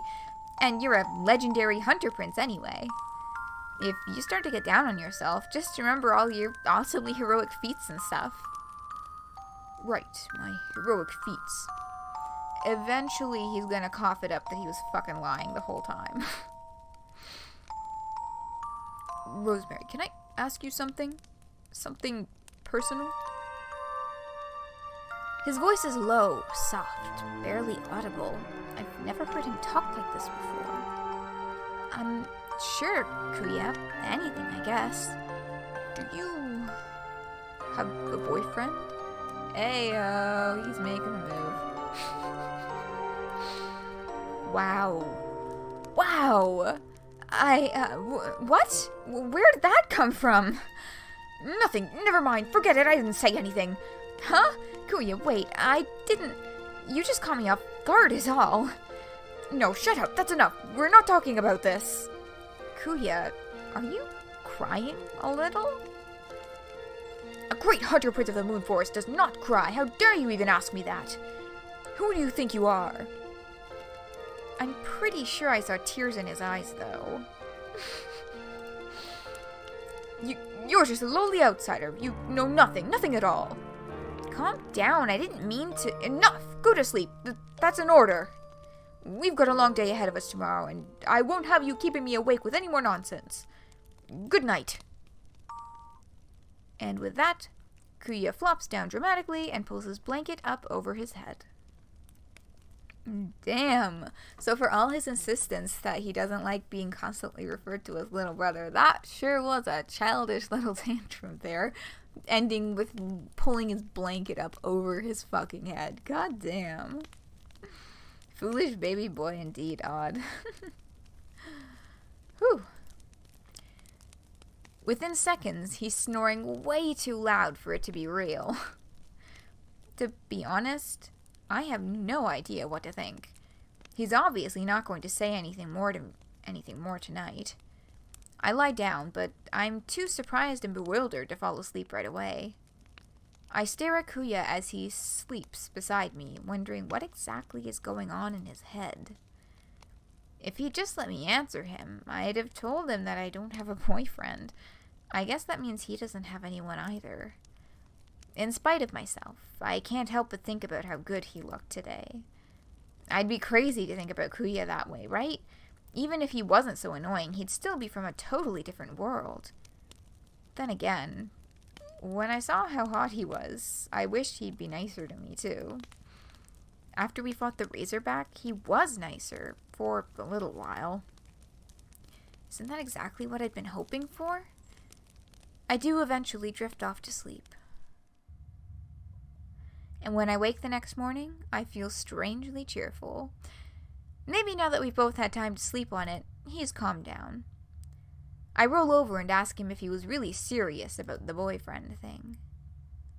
But his blanket lies flat on the hard earth. Kuya is gone. Yeah, I kind of saw that coming. Maybe he got up to get breakfast, or tried to do something stupid like take an ice bath again, but right away it feels wrong to me. I stand up, suddenly wide awake, and grab my sword. I'm just gonna do this. Outside of camp, there are signs of a struggle and my heart goes cold. Claw marks on the trees, scuffled footprints in the snow. It looks like Kuya was dragged away. But Kuya is a huge and powerful hunter prince, right? What could possibly be strong enough to have done this to him? I know it doesn't make much sense, but my first thought is of the Razorback. But that can't be. How could a giant half-blind boar have found us and dragged Kuya away, all without making me up? What else could it have been, though? Is there some monster on this mountain that we don't even know about? Something powerful and crafty that neither of us could have seen coming? Doesn't matter now. No matter what horrible creature did this, my job is still the same. I've got to save Kuya. I head out, not bothering to pack up our camp. Luckily, the monster and Kuya have left a pretty clear trail, and in the fresh morning light, it isn't hard to keep track. I follow the gashes in the trees and the signs of struggle. I do my best to stay positive, despite the sinking feeling in my stomach. It's good that there's a trail at all, right? And no blood, so far. I keep walking for about an hour without finding anything. I'm getting really worried until suddenly, far ahead, I see a very familiar figure shrouded in the morning mist. Broad shoulders, horns, flowing hair. It's Kuya, it has to be. My heart leaps. I run as fast as I can towards the figure. I'd give anything to hear Kuya's voice again, even if he was just calling me inferior again. But as I draw closer, I realize it's not Kuya. Now I'm more confused than ever. Is this one of his, siblings, or like a parent figure? This person is still a Moonforester for sure, but who is this? What's going on? Oh, hello there, you must be Rosemary, yes? You're not Kuya. No, and thank goodness for that. You are Kuya's babysitter, are you not? I am Princess Caro. I'm terribly sorry for my little brother's appalling behavior. Little brother? That's right, Kuya has 5 older siblings, doesn't he? I'm sorry, Princess Caro. I'm not a babysitter. I'm a knight, sort of. I was here to help guide Kuya to Starlight City, but he's gone missing. Oh, I know all about what little Kuya's been up to. Shameful, isn't it? At least you're calling him by his actual name. He didn't make you refer to him as his awesome lordship of holy greatness or anything ridiculous like that, did he? Oh shit, do we rat him out to his sister or just let sleeping dogs lie? Babysitter, I know, right? Like, what the fuck? What is going on here?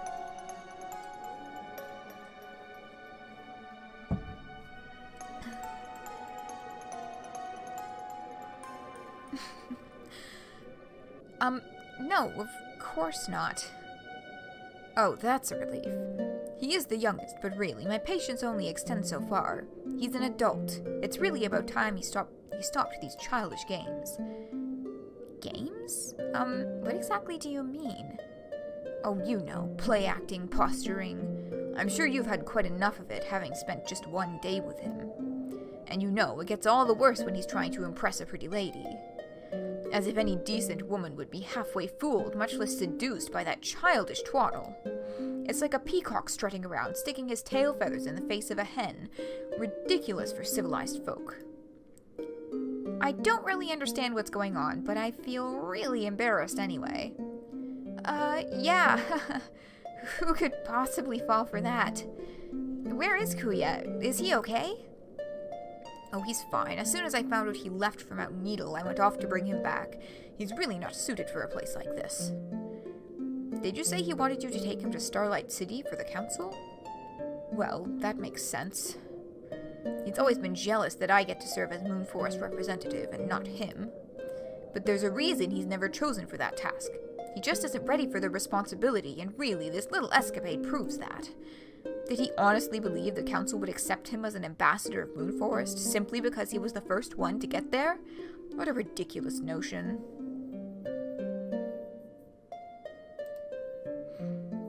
Really, he might have died if you weren't here to protect him. I must thank you for keeping our dear little Kuya safe. Wait, so is Kuya really a great hunter, or... Great hunter? Oh, that's amazing. You poor thing, he told you nothing of the truth, did he? Let me bring you up to speed. Where to even start? It must be obvious that our dear Kuya has some real delusions of grandeur. The Great Hunt, its sacred hunters, all that is part of a legend passed down among Moonforesters for generations. It's a story for children. An exciting story, certainly, but that's all it is. The Great Hunters may be based on real historical figures, but even so, such barbaric animal slaughter with no regard for the balance of nature has long been a thing of the past. We Moonforesters have moved far beyond that now. I suppose it's our own fault, being so secretive with our ways that outsiders don't know how we really are. I don't blame you for believing Kuya's tall tales of mystical ruffians. But we're a pacifist kingdom now. Our laws focus on a coexistence with the forest that is ethical as well as spiritual, with a mind for conservation. We choose to stay isolated in order to keep the forest a closed and balanced system, with no outside influences to muck things up. We've managed to bring several native Moonforest species back from the brink of extinction, you know. This is why you wanted another... Yeah, that's right! You said that earlier. You got your wish. Here is our second Moonforester character.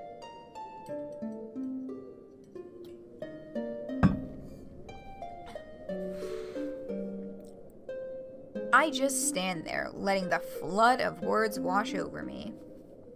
I'd like to say none of it makes sense, but sadly, it makes more sense than anything Kuya has told me. Karo seems to notice that I'm staring at her blankly and flashes me an apologetic smile. Oh, I do hope I haven't been prattling on. I get so excited when I think about Moonforest's achievements. I wish outsiders knew more about us. Maybe I'll bring it up at the council this year. All in all, you should know that Kuya's behavior does not represent us. He's probably told you all kinds of stories of his violent deeds. Let me just double check a setting here. There. I fiddled with the sound. That should be easier now. He said he tore the throat out of a wolf drake for his first kill when he was a baby, and that he once leveled an entire forest of trees with his bare claws. First kill, preposterous! We haven't celebrated such a thing in Moonforest for hundreds of years.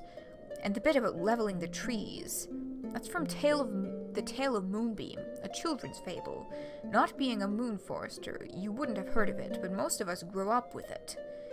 Kuya was always especially enthralled by childish tales of heroism. It's rather sad, actually.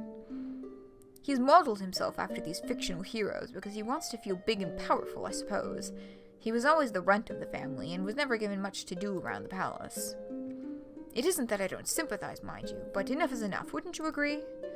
I can't believe he was wearing that ridiculous warrior get-up out here in the freezing mountain. It's bad enough when he wears it to family dinners, but at least there it's only embarrassing. Here, he's likely to catch a cold.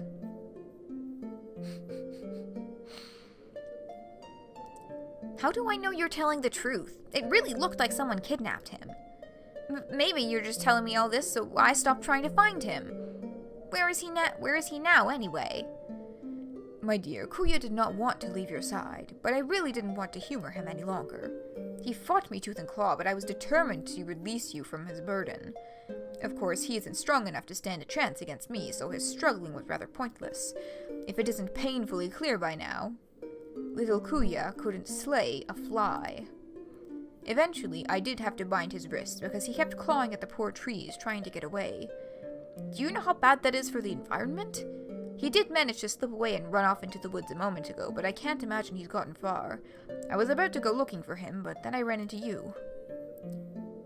She doesn't seem worried at all that Kuya is lost on the mountain again.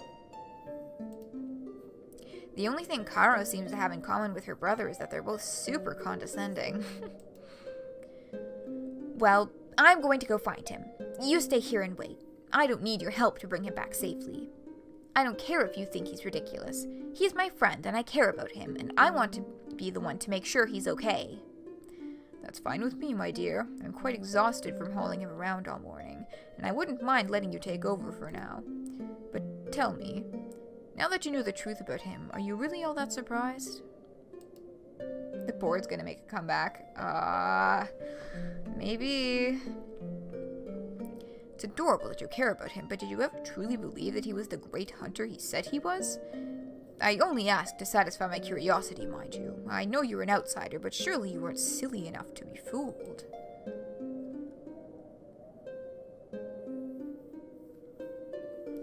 Okay, so Rosemary the character doesn't seem to show as much doubts as us, the players. But, yeah, nope. No reason to treat him like that. Yeah. There's no reason to treat him like that. I'm not saying Kuya was never immature, but you shouldn't write him off so quickly. It seems to me that he acts that way because you all made him feel like he has to. Like, that's the only way you'll ever think he's worth anything. Kuya's not just a runt. He's brave and imaginative, and sweet in his own strange way. If you just give him a little attention, you'd see that. Hey now, that's uncalled for. You know nothing of what it's like in our family home. For all you know, we lavish attention and love on Kuya, and he still acts like a brat. Maybe that's true, but you can't deny that Kuya acts that way because he wants someone to believe in him for once. I don't care if Kuya is a great hunter or not. I believe him anyway. It's only when I say this out loud that I realize I really do believe in Kuya, in spite of it all. I turn away and stride into the forest without giving Karo a chance to respond. That's a typo. It's up to me to find Kuya and bring him back safe. It doesn't take long to find him. It's not snowing, so his footsteps are left uncovered. There, leaning against a boulder with his wrists bound and his head bowed, is Kuya. I approach him carefully and place a hand gently on his shoulder. I expect him to be angry, to give me some lecture about how it's improper for a lowly outsider to lay a hand on a hunter prince. Instead, he looks up at me with tears in his eyes. He doesn't bother to try to hide them now. I guess you talked to my sister, huh? She told you everything? Yeah, she did. Is it all true? It is, all of it. I'm so sorry I lied to you. I wanted you to think I was somebody. I want everyone to think that, even though I'm not. I'm just the runt of the family, the one no one wanted. I read those old stories about Moonforest in the olden days, and I thought there would be nothing better than being a great hunter like that. But if I went on a hunt, I'd probably get killed on the first night. Good thing it's not real then, huh? Yeah. I guess I thought that maybe coming out here would make me stronger. I might even slay a beast and win the respect of my people, just like the hunters of the old days. Or at least I'd sneak off to Starlight City for the council, even though they'd never let me attend. Maybe I could prove to them I'm ready for it. But when I met you, I realized you are brave and strong, and I'm nothing like you. But because I'm bigger than you, you couldn't tell how weak I really am. You actually thought I was a tough guy. No one's ever thought I was anything but a runt, no matter how much I tried to pretend. So I got carried away. Yeah. Can you believe it? I actually met a real hero, someone worthy of being a great hunter. And I acted like a mean-spirited, arrogant fool and ruined it. I'm no better than my stupid brothers and sisters. Can you ever forgive me?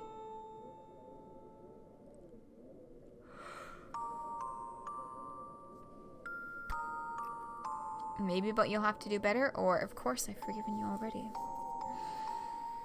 I feel like there's a part of me that does want to just be like, yeah, but honestly, all the airs he put up were hurtful, so, kind of want him to do better. Yeah. Maybe, but you have to do better. You really shouldn't have been so mean to me, you know? I mean, haven't you had enough of your brothers and sisters treating you badly? You should know how it feels when someone's a jerk to you just to make themselves feel big. And you shouldn't have lied to me either. Kuya doesn't argue. He just hangs his head. I can tell he knows what I'm saying is right. I know. I'm sorry. I'm such a fool. I wanted to impress you this whole time. Ever since I saw you fight that Razorback, I've been head over heels for you. Really? And that's why you were acting so different last night? Yes, but I messed everything up like I always do. Hold on, you haven't messed everything up. You can still make it up to me.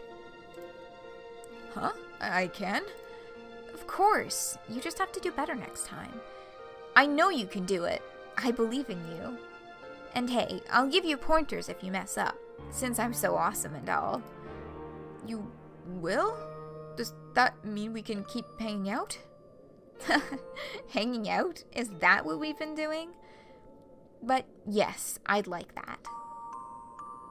Kuya looks at me with that big, cute, puppy-like smile of his.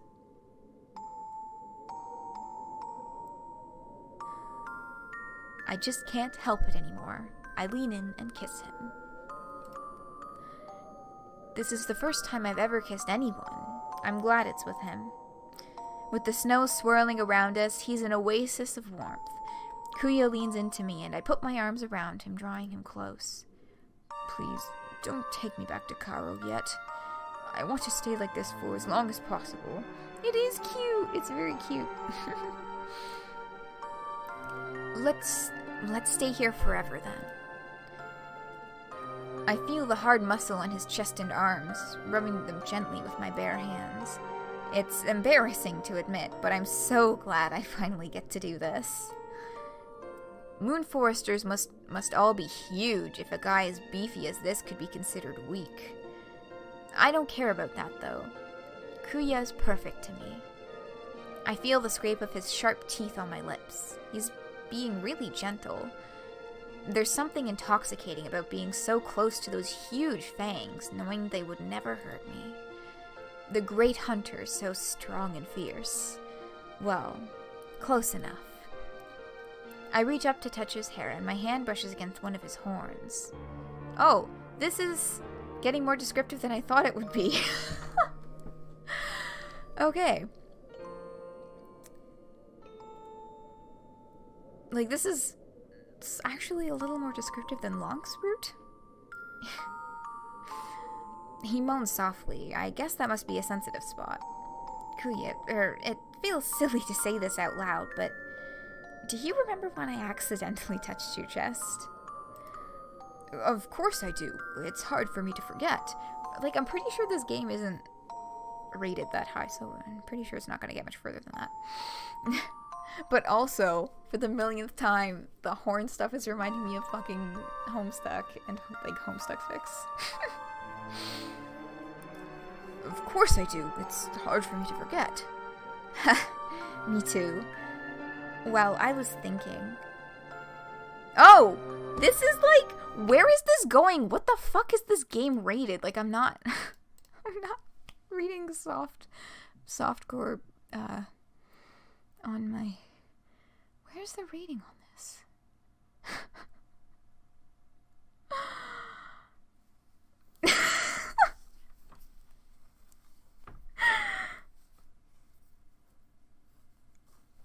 The vaping PSA. Oh, jeez. The rating has to be somewhere on the Steam page, because I want to know how far this is going to go and how descriptive it's going to get. Because if it gets too descriptive, this might be the last Rose of Winter stream. The first and last. Damn it, I can't... Oh, it should be easy to find on here. Where is it?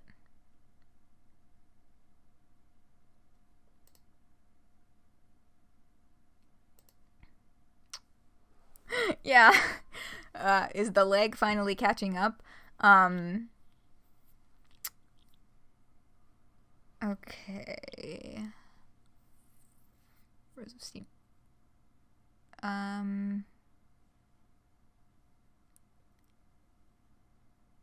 I am so confused. Why is it hard to find the rating for this game on here? I mean, I guess... No, you know what? Come to think of it, it's a fucking indie Steam game, so it probably does not have, like, a rating. I'm just gonna, like...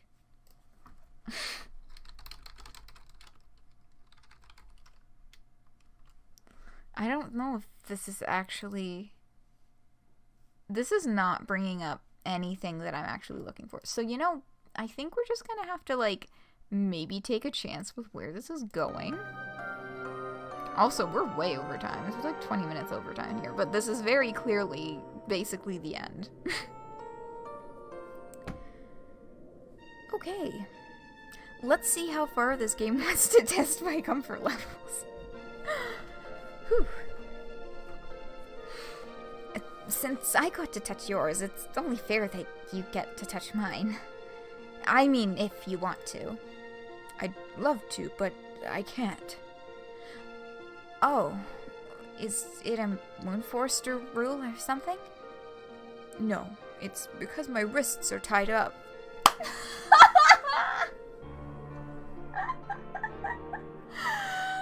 Oh my god, I forgot about that. Oh my god, that's fucking hilarious.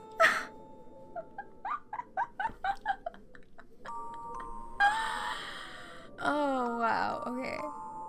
Oh, gosh, I'm so sorry. I almost completely forgot.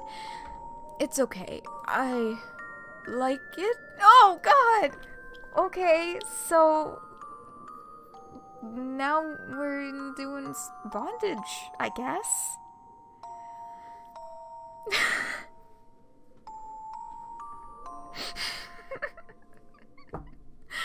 I was not expecting this from this game. His sister walking in on this. Whoa! Oh my god. Fucking imagine. Goodness. Should I leave them tied then? Hey, you guessed it. Sneak Cat. Frames ahead of the interruption. So that sure was something. That, like, is kind of walking the line for... It was, like, very close to getting, like, a little too descriptive. At least for, like, streaming. Because I generally, like, I don't ever want to have to use the NSFW channel marker, so to speak. Like, I kind of draw the line at that. But yes, you absolutely called it Sneak Cat. So I think we will continue with Rose of Winter, but cautiously.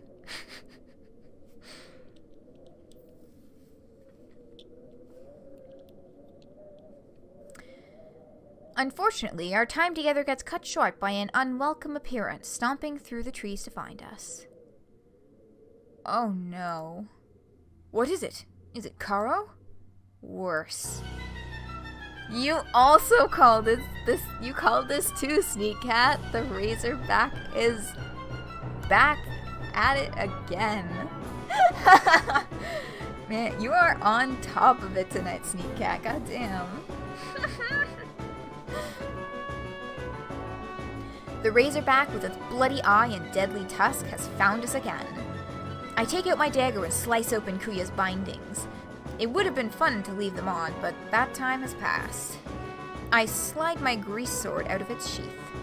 There aren't a lot of visible escape routes, but maybe I can hold this thing off for long enough for Kuya to get to safety.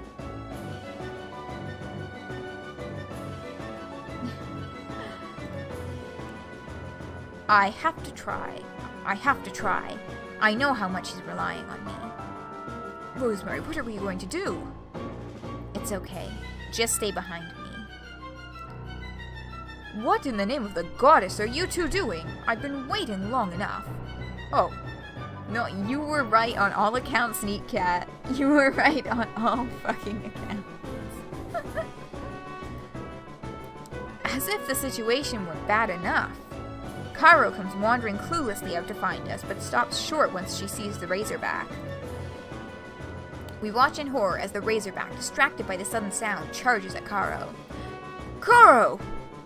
Kuya, claws bared and snarling, lunges towards the beast, but I stop him with a hand. Kuya, wait. I've got a plan. But you've got to get yourself to safety. Let me handle this myself, okay? Kuya hesitates a moment, then relents. Promise you. No, I trust you on that. I trust you on that. You're just like really on it tonight. He smiles and kisses me softly before hurrying away. While I make noise to draw the Razorback's attention, Kuya sneaks through the trees towards Karo. I hope this works. The Razorback snorts and stamps at the snow.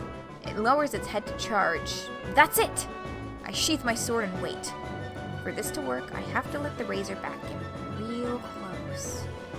Here it comes. What happened? I remembered it all at once. The Razorback's strange secret weakness. The Razorback's strange secret weakness. Huh? What is it? Did you kill it instantly by stabbing the one weak spot or something? Not even close. Oh my god, the weakness is petting it? Are you fucking kidding me? Holy shit. You know tropes way too well. I mean, yeah, this is it is drawing from some common tropes as well. I know the music comes in and then it's like, ugh. I'm sorry, am I blanked over it? The Razorback isn't a naturally aggressive animal unless you scare it or hurt it badly, like we did. Otherwise, it's pretty tame. The way you can calm it down is by rubbing its ears, which are very sensitive, and velvety soft, too. Of course, the problem is figuring out how to rub its ears when it's charging, ready to rip you to shreds. I guess I got lucky. I shift my grip and rub the Razorback's ear tenderly between my thumb and forefinger. It shudders all over and lets out a low hum of pleasure. If I didn't know any better, I'd say it was purring. Yeah, we're not gonna get any trouble from this cutie anymore. Isn't that funny? It seemed so scary, but all it needed was a little love. Now it's a big ol' softie. Oh, it's a metaphor. It's a metaphor for Kuya. Very cute. What do you think? Should we call it Tusky? Wow, you outsiders are terrible at naming things. I find that I can lead the Razorback wherever I want by tugging gently on its ears. Karo is pretty bruised up. The fall knocked her out cold. Thankfully, though, she's not hurt too badly. Together, we lift her unconscious body onto the Razorback and head off for Starlight City. Knowing Karo is going to be okay, Kuya relaxes. He puts his arm around my waist and rests his head on my shoulder. The sun is starting to set, and it's getting colder, but with Kuya leaning into me, I feel warm and safe. No, Rosemary. There is an old Moonforest fable that goes kind of like this. The great hunter goes to save his lady love from a fierce dragon, but instead of killing it, he ends up taming the dragon so they can fly home on its back. It is super, super cheesy. Metaphor. Yeah. What I'm trying to say is, if I thought you might make a good hunter before, I know it now. You'd be the best of them all, I think. It's a very nice thing to say, but it makes me feel sad more than anything. It's Kuya who desperately wanted to be like the great hunters, not me. When I came to Mount Needle, I wanted to prove something. I'd make it to Starlight City all by myself, maybe even slay some ferocious beasts along the way. I was tired of everyone thinking of me as a weakling. For some stupid reason, I thought this adventure would fix that. But when I met you, I realized something. There's no shame in being weaker than someone like you, Rosemary. I guess what I'm saying is, I don't mind being protected if you're the one protecting me. That's when I realized that I don't want to say goodbye once this job is over. I want to stay by his side. I want to be his champion. It's been a strange and surprising journey, but against all odds, Prince Kuya has become precious to me. I lean in to kiss him. His arms tighten around my waist. Rosemary, I am royalty. I have the power to dub you a knight. From now on, will you be my knight? It would be my honor, Prince Kuya. Just gonna... Yeah, it's cute. We must be getting pretty close to the end. We're half an hour over time. Shortly before we arrive in Starlight City, I send the Razorback off into the woods. I'll miss that big old cutie pie. What would Karkat? Oh, good fucking question. That would actually be... Okay, I think we're almost done here, and then, like, legit post-game discussion. What would Karkat think of this? Kara wakes up shortly after. She's upbeat and energetic, if a bit sore. Soon, we're in the city, which is just as beautiful and overwhelming as I imagined it would be. Dearest Rosemary, I must thank you. You risked life and limb to save us both. It's safe to say you've gone above and beyond what Kuya hired you to do. And once again, I can't apologize enough for my brother's behavior. Please don't cast all Moonforesters in with his lot. It's okay. I was happy to help both of you. And Kuya already apologized to me, so, you know, it's all good. Kuya and I smile at each other and blush. Kara notices this and sighs heavily. Well, if this outstanding woman can find it in her heart to forgive you, Kuya, I suppose I can too. You've made it this far. Would you like to join me at the council this year? As long as you're seen and not heard, of course. I don't know. I'm not sure what I want anymore. I think right now, I'd just like to go home. I wouldn't mind showing Rosemary around the Moonforest, too. I mean, if you'd want to. Karkat would be mad because Kuya reminds him of his younger self. Oh my god, yes! Absolutely true. Karkat would be so hyper fucking critical of Kuya. Absolutely rip him to shreds. Would not be able to stand the guy long enough to finish a route. Oh, yeah, that'd be amazing. I'm sure it would be wonderful, but it's also quite impossible. Kuya, don't put any more foolish ideas into this poor girl's head. You know as well as I do that outsiders are not allowed to visit Moonforest except in emergency circumstances. You being love-struck is hardly an emergency circumstance. What? But I'm a prince. That means I get to make the rules, right? I want Rosemary to come with me. You are a prince who is on thin ice, and you know it. Don't push your luck. An outsider visit is out of the question, and that's absolutely final. So, this is goodbye then? I hadn't been thinking about our future, but I guess I should have seen this coming. Moonforest is completely isolated and secretive after all. There's no way they would have me just come waltzing in for no reason. If Rosemary can't come home with me, then I'm not coming home. What? What? Karo, you know that I'm not happy at home. No one at home is happy with me either. Maybe the palace just isn't the right place for me. Rosemary travels all over the land, going on adventures and learning things. That's what I want to do. I know I'm not a great hunter, I never will be, but maybe I could at least try something new and learn something, maybe? I can't do that at home. And it'd be worth it, just to be with Rosemary. Besides, you know I'd be safe with her. You've seen how amazing she is. I know I'm weak, but I'll be okay as long as I'm with her. You can trust Rosemary with my life, I promise. Right? He looks at me with that big, hopeful smile. I smile back, but I'm trying not to get my hopes up. It all sounds too good to be true. To my surprise, Karo smiles at us too. You're more mature than I thought, Kuya.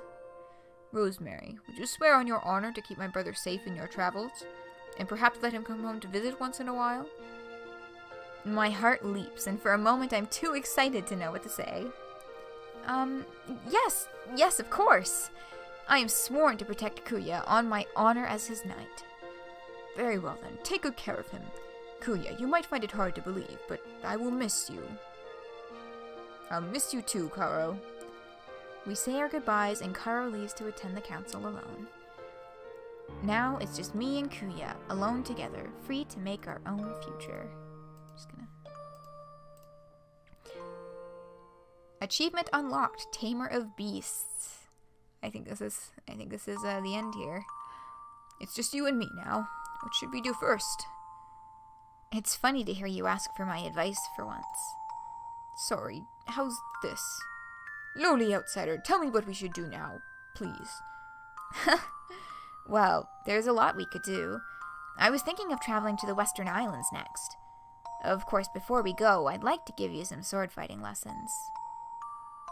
That sounds great and all. It does. But I was thinking maybe we could just take a break first. That sounds perfect. I take his hand in mine, and together we walk through the city, ready for our next adventure.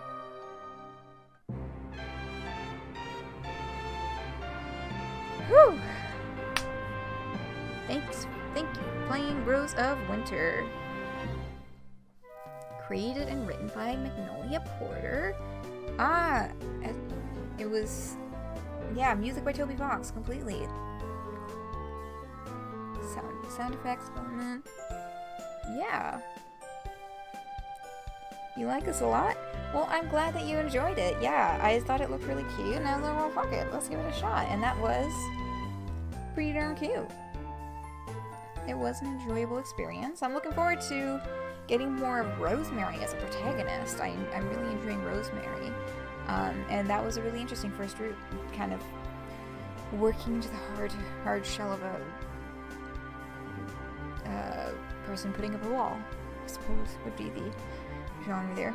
Raven Boy and Dragon Boy. Yeah, we got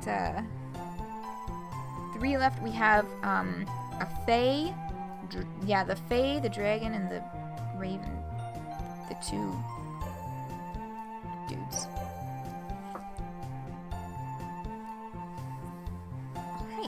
Alright, well dang, it is half an hour overtime, so I think next time I gotta be real sure to start on time so that we don't end up doing this too many more times.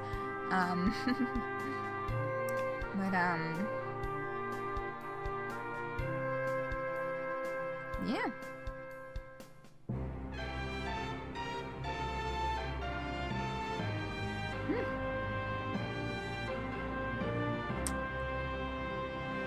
Okay. Just after, got into the flow of the story, and now that I'm just sitting here, I'm just kind of like, what the fuck's happening? So, that is the first Rose of Winter stream. Rose of Winter will be back next Monday for bonus stream. Next weekend, barring any epilogue updates. Rumors are 420. Yeah, barring any epilogue updates, Problem Sleuth, again, next weekend. If there are epilogue updates, those will absolutely take priority. But yeah, Problem Sleuth, and then Rose of Winter again, next week. So, thank you all so much for coming and hanging out. I'm glad that you seem to have enjoyed our first little gallivant into Rose of Winter. Yeah, we'll see who we can pick up next week. Alright, I think I'm gonna go have some pizza pockets because I'm hungry. I hope that you all have a wonderful rest of your day, whatever you may be getting up to. That's, yeah. That is a good night for me.